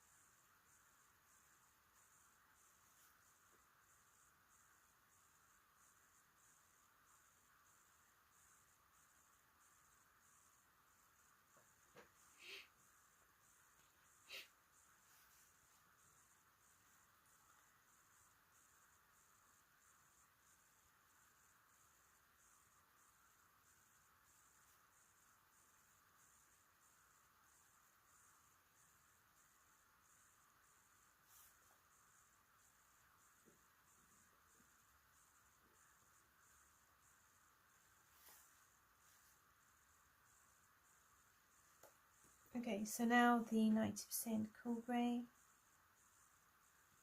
So I'm just working on sections here.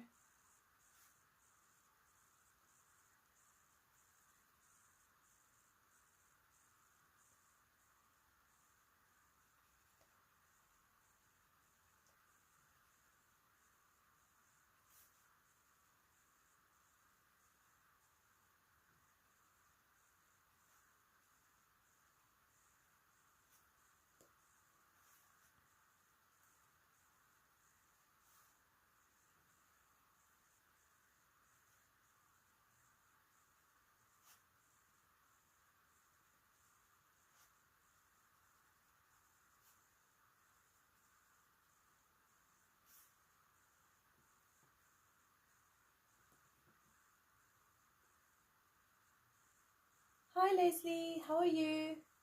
Thanks for popping in to say hi. How long are you camping for?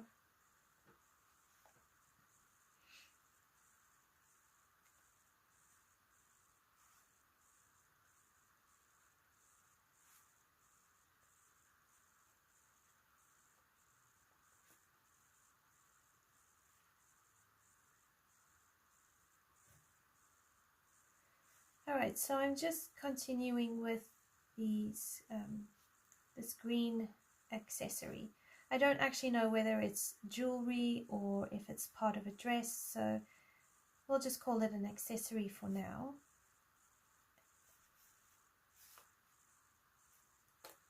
A bit more of the 90% cool grey over here.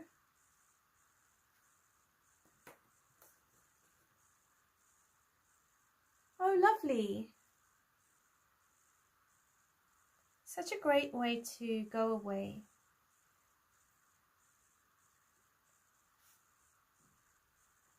I loved it when we had our folding caravan. It was such a effective way to go holidaying during the summer.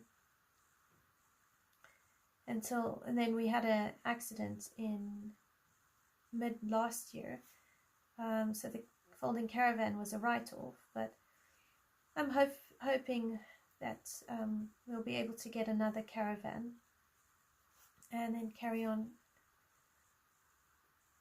holidaying that way. It's just really a great way of holidaying and seeing the country. Okay, so now my dark green again.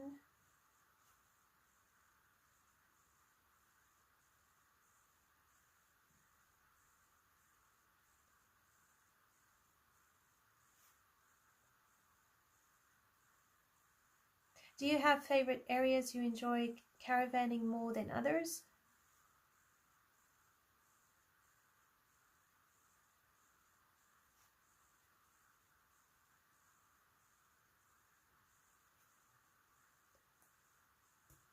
And then white again, just to blend it out.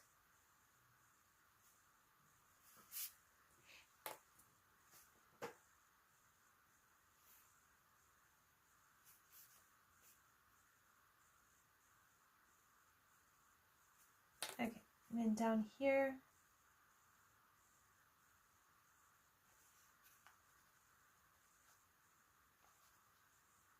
just cleaning it off a bit because it's a bit too much green buildup. I wanted a bit more milky than what I'm getting it.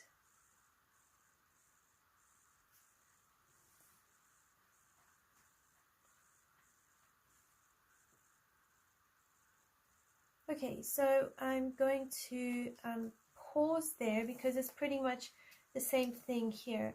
And then on this side, you're just going to take your dark green and do a gradient.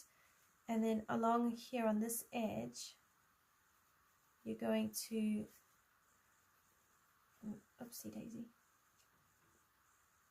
My dark green is breaking.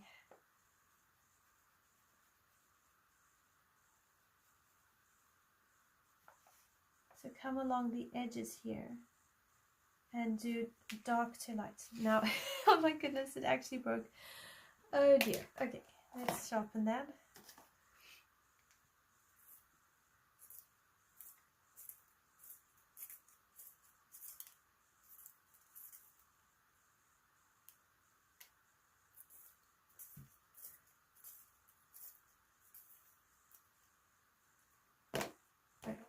we'll do. Oh, okay. I think we would call them more, I suppose they're similar to like Eurocamp or, oh gosh, the name has just escaped me. No, not Center Parks. I think that's a bit more fancy. Park Dean.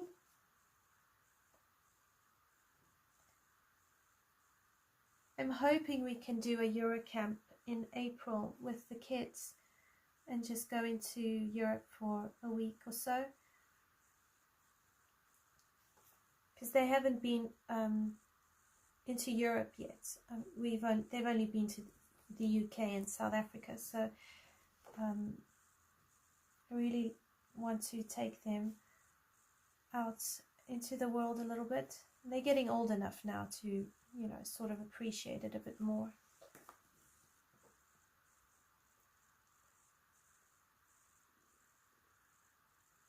Oh wow, Leslie, that sounds absolutely amazing. What a great holiday venue with so much to do that really is really helpful. I like the fact that it's got hiking trails.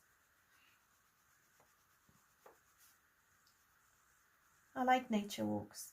I often tease my husband and my boys that, you know, mommy needs to go for a walk because mommy, you know, I feel like I'm the puppy in the family, needs daily exercise and being outdoors to feel happy.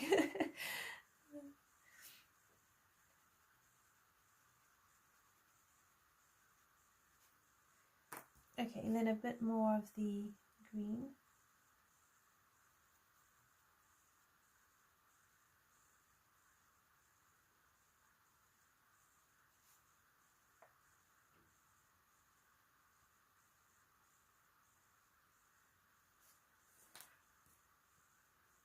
And then blend it out with a bit more of your white.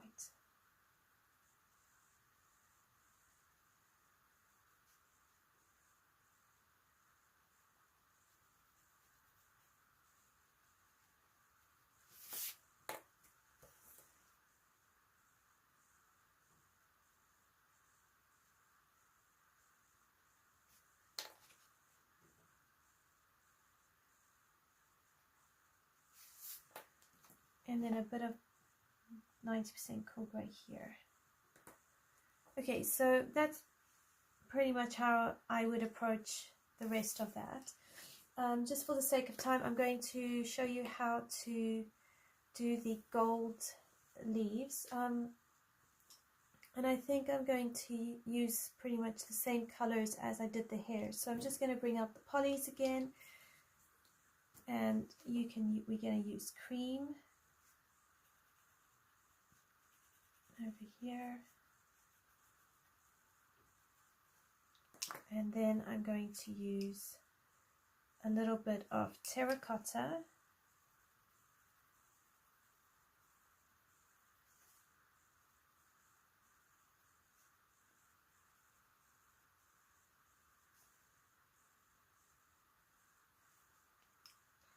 and a bit of the burnt sienna just down here.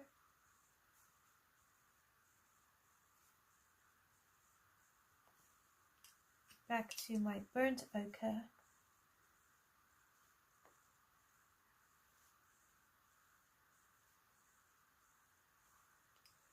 and then the cream,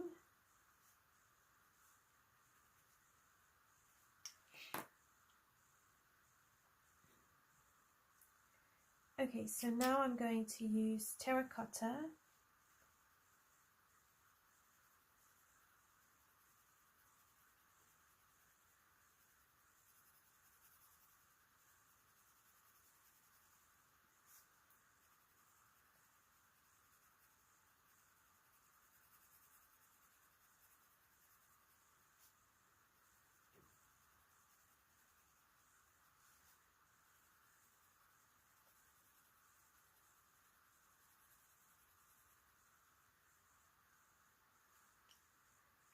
So this isn't going to really turn out gold, but it will look nice, and at least it's going to bring those colors down from the hair and just balance the page. So this is the Sienna Brown.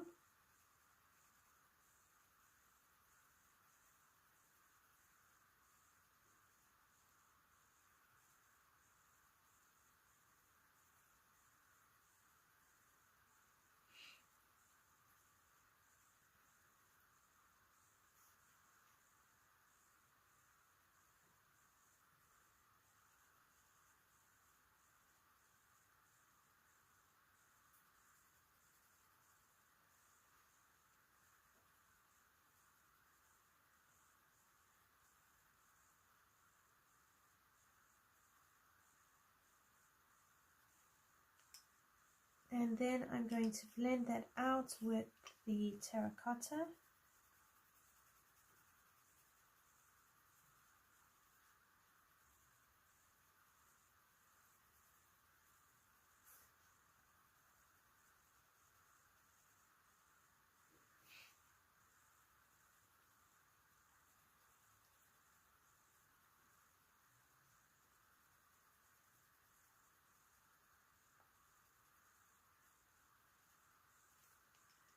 And then I want some of that burnt ochre, not burnt ochre, sorry, burnt umber.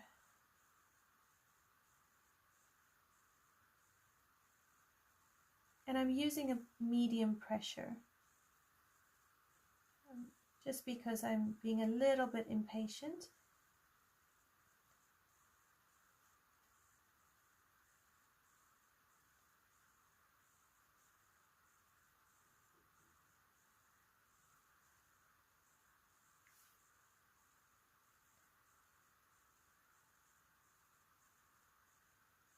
So the only thing with polys is if you press too hard, you can cause marks at the other side of your page. So just be mindful of that. I think that's why it's always better to use layers and go a bit lighter. So I'm just using black for my deeper shadows.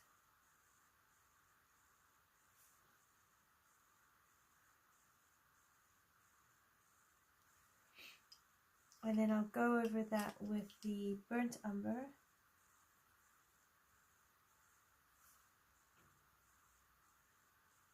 Sorry, not the burnt umber. Yeah, the burnt umber. I'm getting muddled up today. And then the terracotta, just to blend it all out.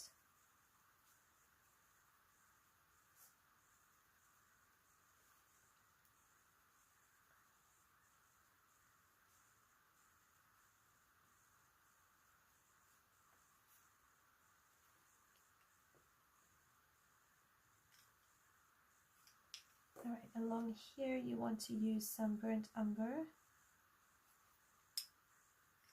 followed by some terracotta.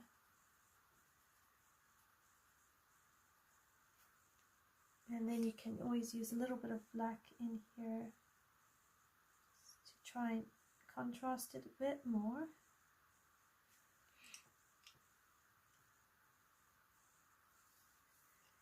Okay, so you could do all of these tendrils here with a gel pen, and it will work. You could also use colored pencils. So I'm going to try and use colored pencils. But as you can see, by making this section of this flower's leaves the similar colors as her hair, it just brings it all in and it ties it up quite nicely.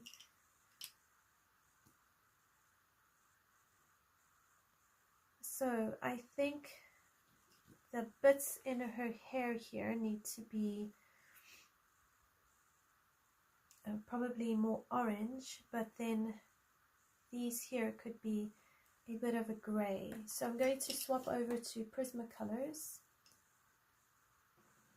And I'm not going to do all of them, I'm just going to do a few so you get the gist of it, and I will then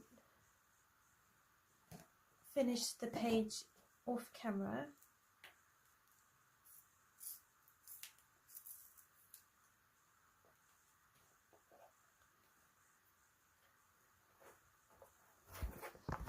So I'm thinking if we use a 90% French grey and a sand yellow with maybe a PC1068, which I know is one of the lighter greys, but mine is quite short. I have got spares, I'm just waiting for these to become short enough to glue at the back of my spares. Okay, we'll see. I might not even use the sand. So I'm going to do these bits here first. So let's have a look. This is the 90% French grey.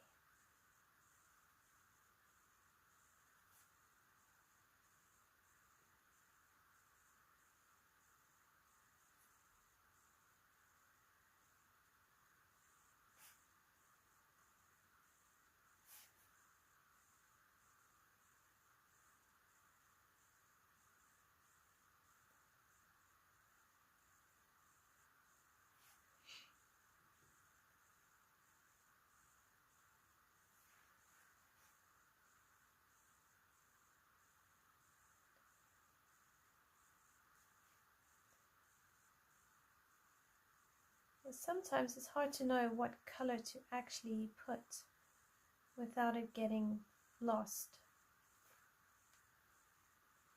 And I don't want to add a silver because I feel that if I add silver it's going to not work with the color palette.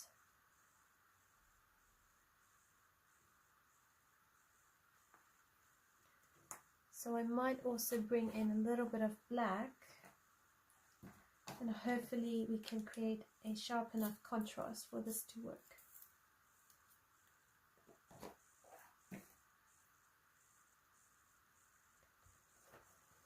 I was sharpening a blue indigo. That won't work. Ah, here's my black. Sometimes dark indigo and black look the same and I get them all a bit muddled. Okay, so I want a little bit of black here, just to really sharpen it.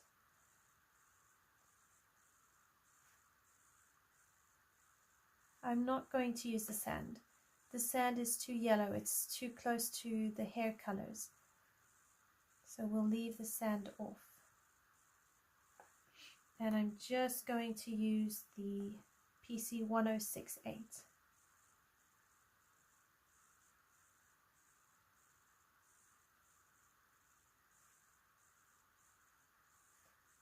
So I'm just going around these tendrils.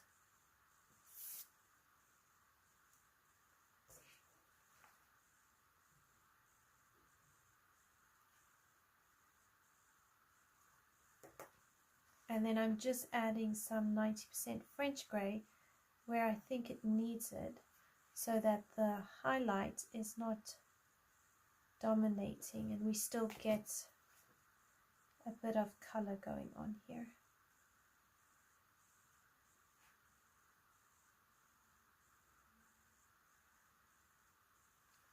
So yeah, I'm just swapping between PC1068 and the 90% French grey.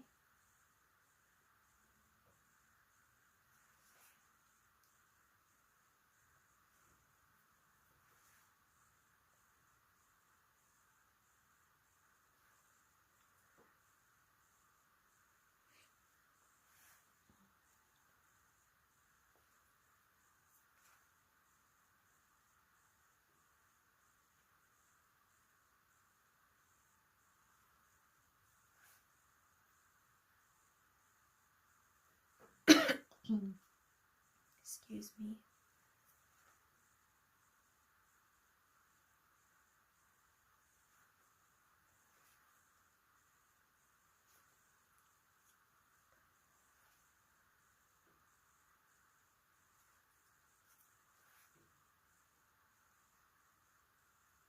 So I'm going to do this sort of technique on all of these curly things, including down at the bottom.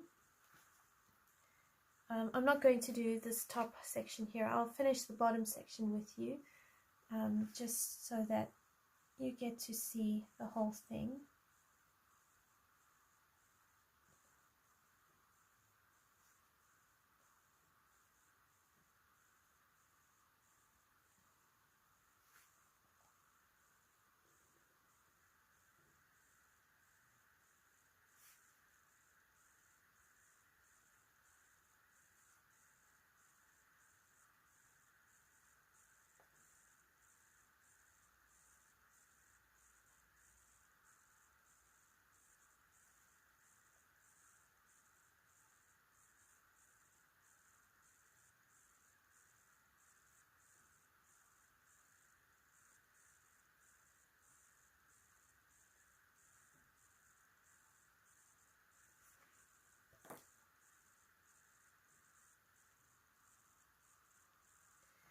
Alright, so then PC1068.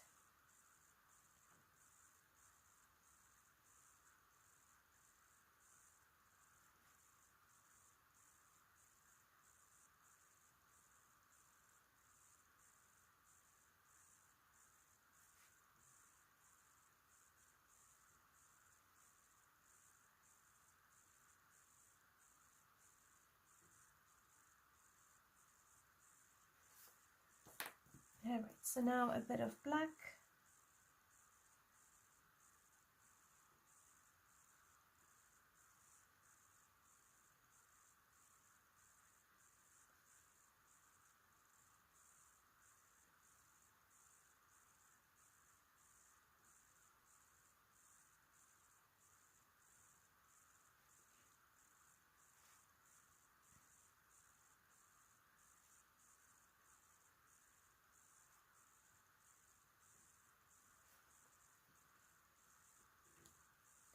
Alright, so that's how we're going to do that one.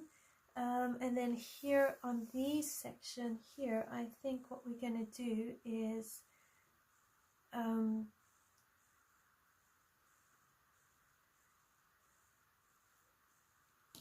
we could do them a burnt sienna here.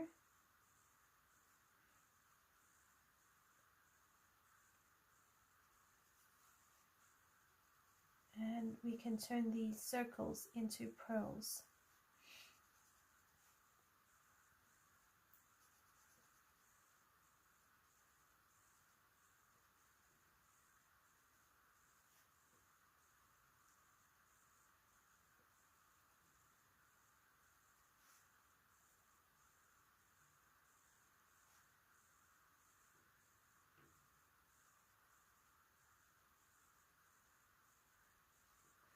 Alright, I'll show you how to turn these into pearls. I think it will look really lovely. So you need a 70% cool grey and a 30% cool grey. And then you need a white pencil. Okay, so I'm going to zoom you in a bit closer so you can hopefully see this a bit better.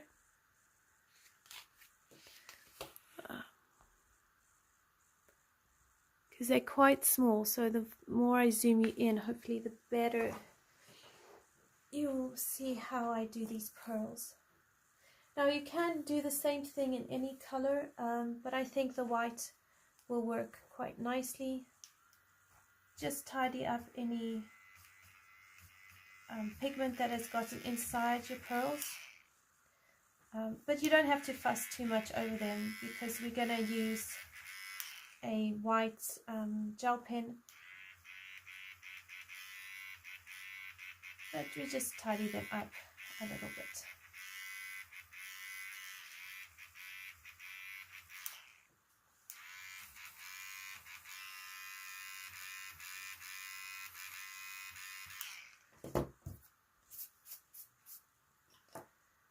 Okay, so now we're going to take our 30% 30% cool grey, and you're just going to draw two like little C's.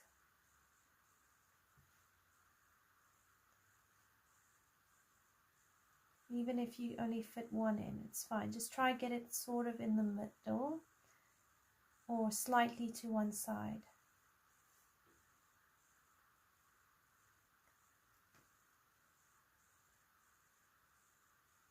So you're kind of drawing crescent shapes.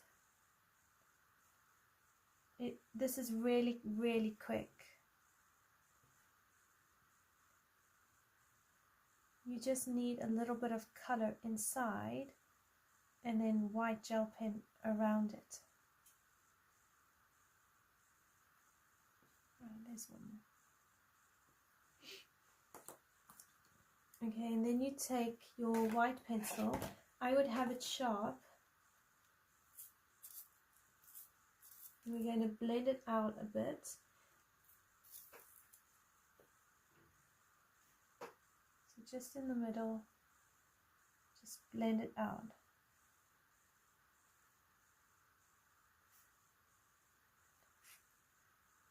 So trying to touch the edge of the inner side of your grey crescent and the outside. So you don't want to blend it completely away. You still want to keep it there.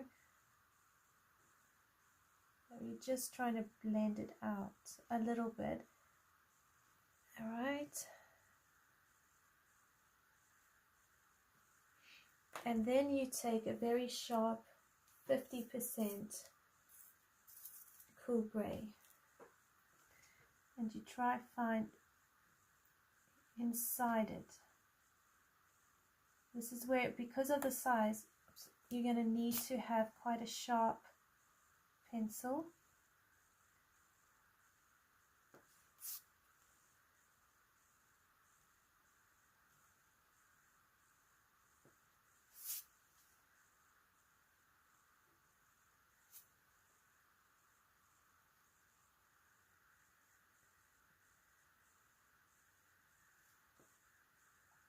You can just do all of them. If you can squeeze in a second little curve, then do that. If you can't, then just do one. It's not the end of the world. And you're just trying to go on the outside of your grey, and that 30% grey. Okay, and then what you do is you take a white gel pen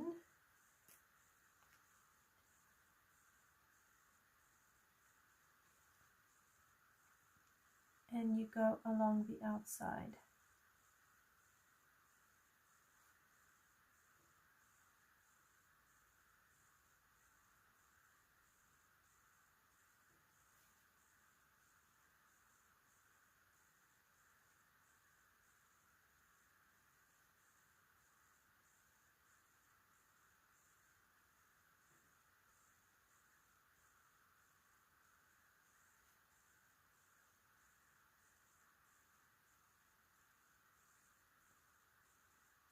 Just going around the outside.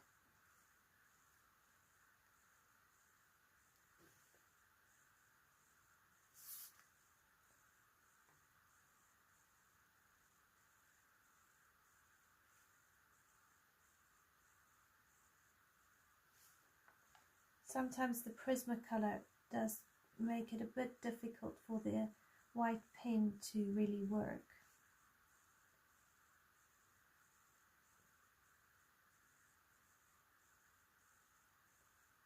But you can use any white pen that works for you. I'm using a Sakura Jelly Roll, but if a white Posca pen works better, then use that. Or you could use acrylic paint on a very thin brush.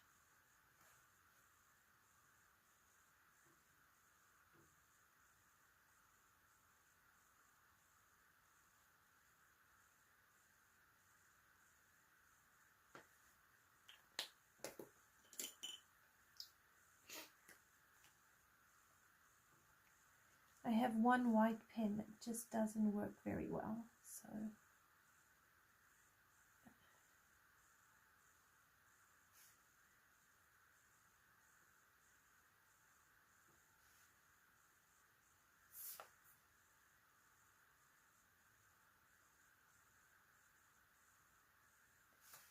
So alright, I'm not going to do any of them that are close to the hair because I still have a whole lot of hair to color in.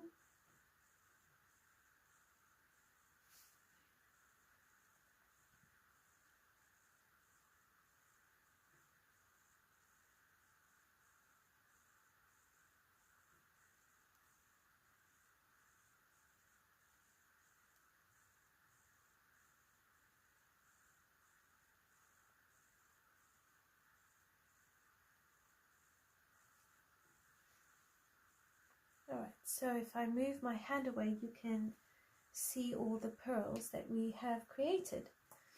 So I'm going to zoom you out. And you can get a better view of our picture. Alright, so the same technique I used for this section of the headdress here, I'm going to use on these tendrils in the leaves, and then I'm going to use finish her hair and everything else off camera, but I've pretty much shown you everything you need for to complete this page. The same way I colored the hair here, I'm going to color everywhere else. The same way I've colored this leaf accessory, I'm going to finish over here. The same way I did these little tendrils, I'm going to do over here and in this part of the accessory.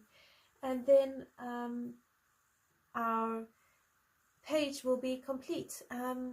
What you can do is in here you could do yellow here and it will just contrast, and then you can always take a white gel pen and make these white.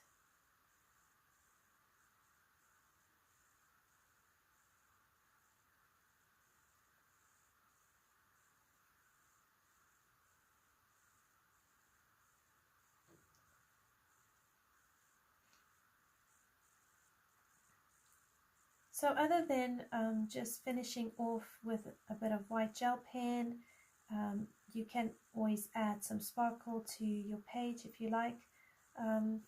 I might actually put some blue glitter or stickles inside these white dots I'm making here on this flower, and I will most likely put a bit of gold stickles inside, or gold glitter inside the center of the flower. But that will be pretty much it. I don't think I will add much more to it.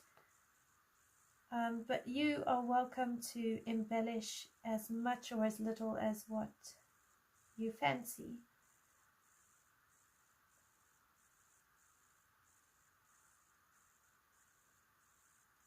So thank you so much for joining me. Thank you for another great live video. I've thoroughly enjoyed spending this time with you. I hope to see you again next week Monday for another live video. I will post again on the channel some options for color alongs, books, and then we can decide which page you'll vote for out of the book that you would like to do a next color along. I am aware there are Circle of Life, Magical Earth was a couple of options.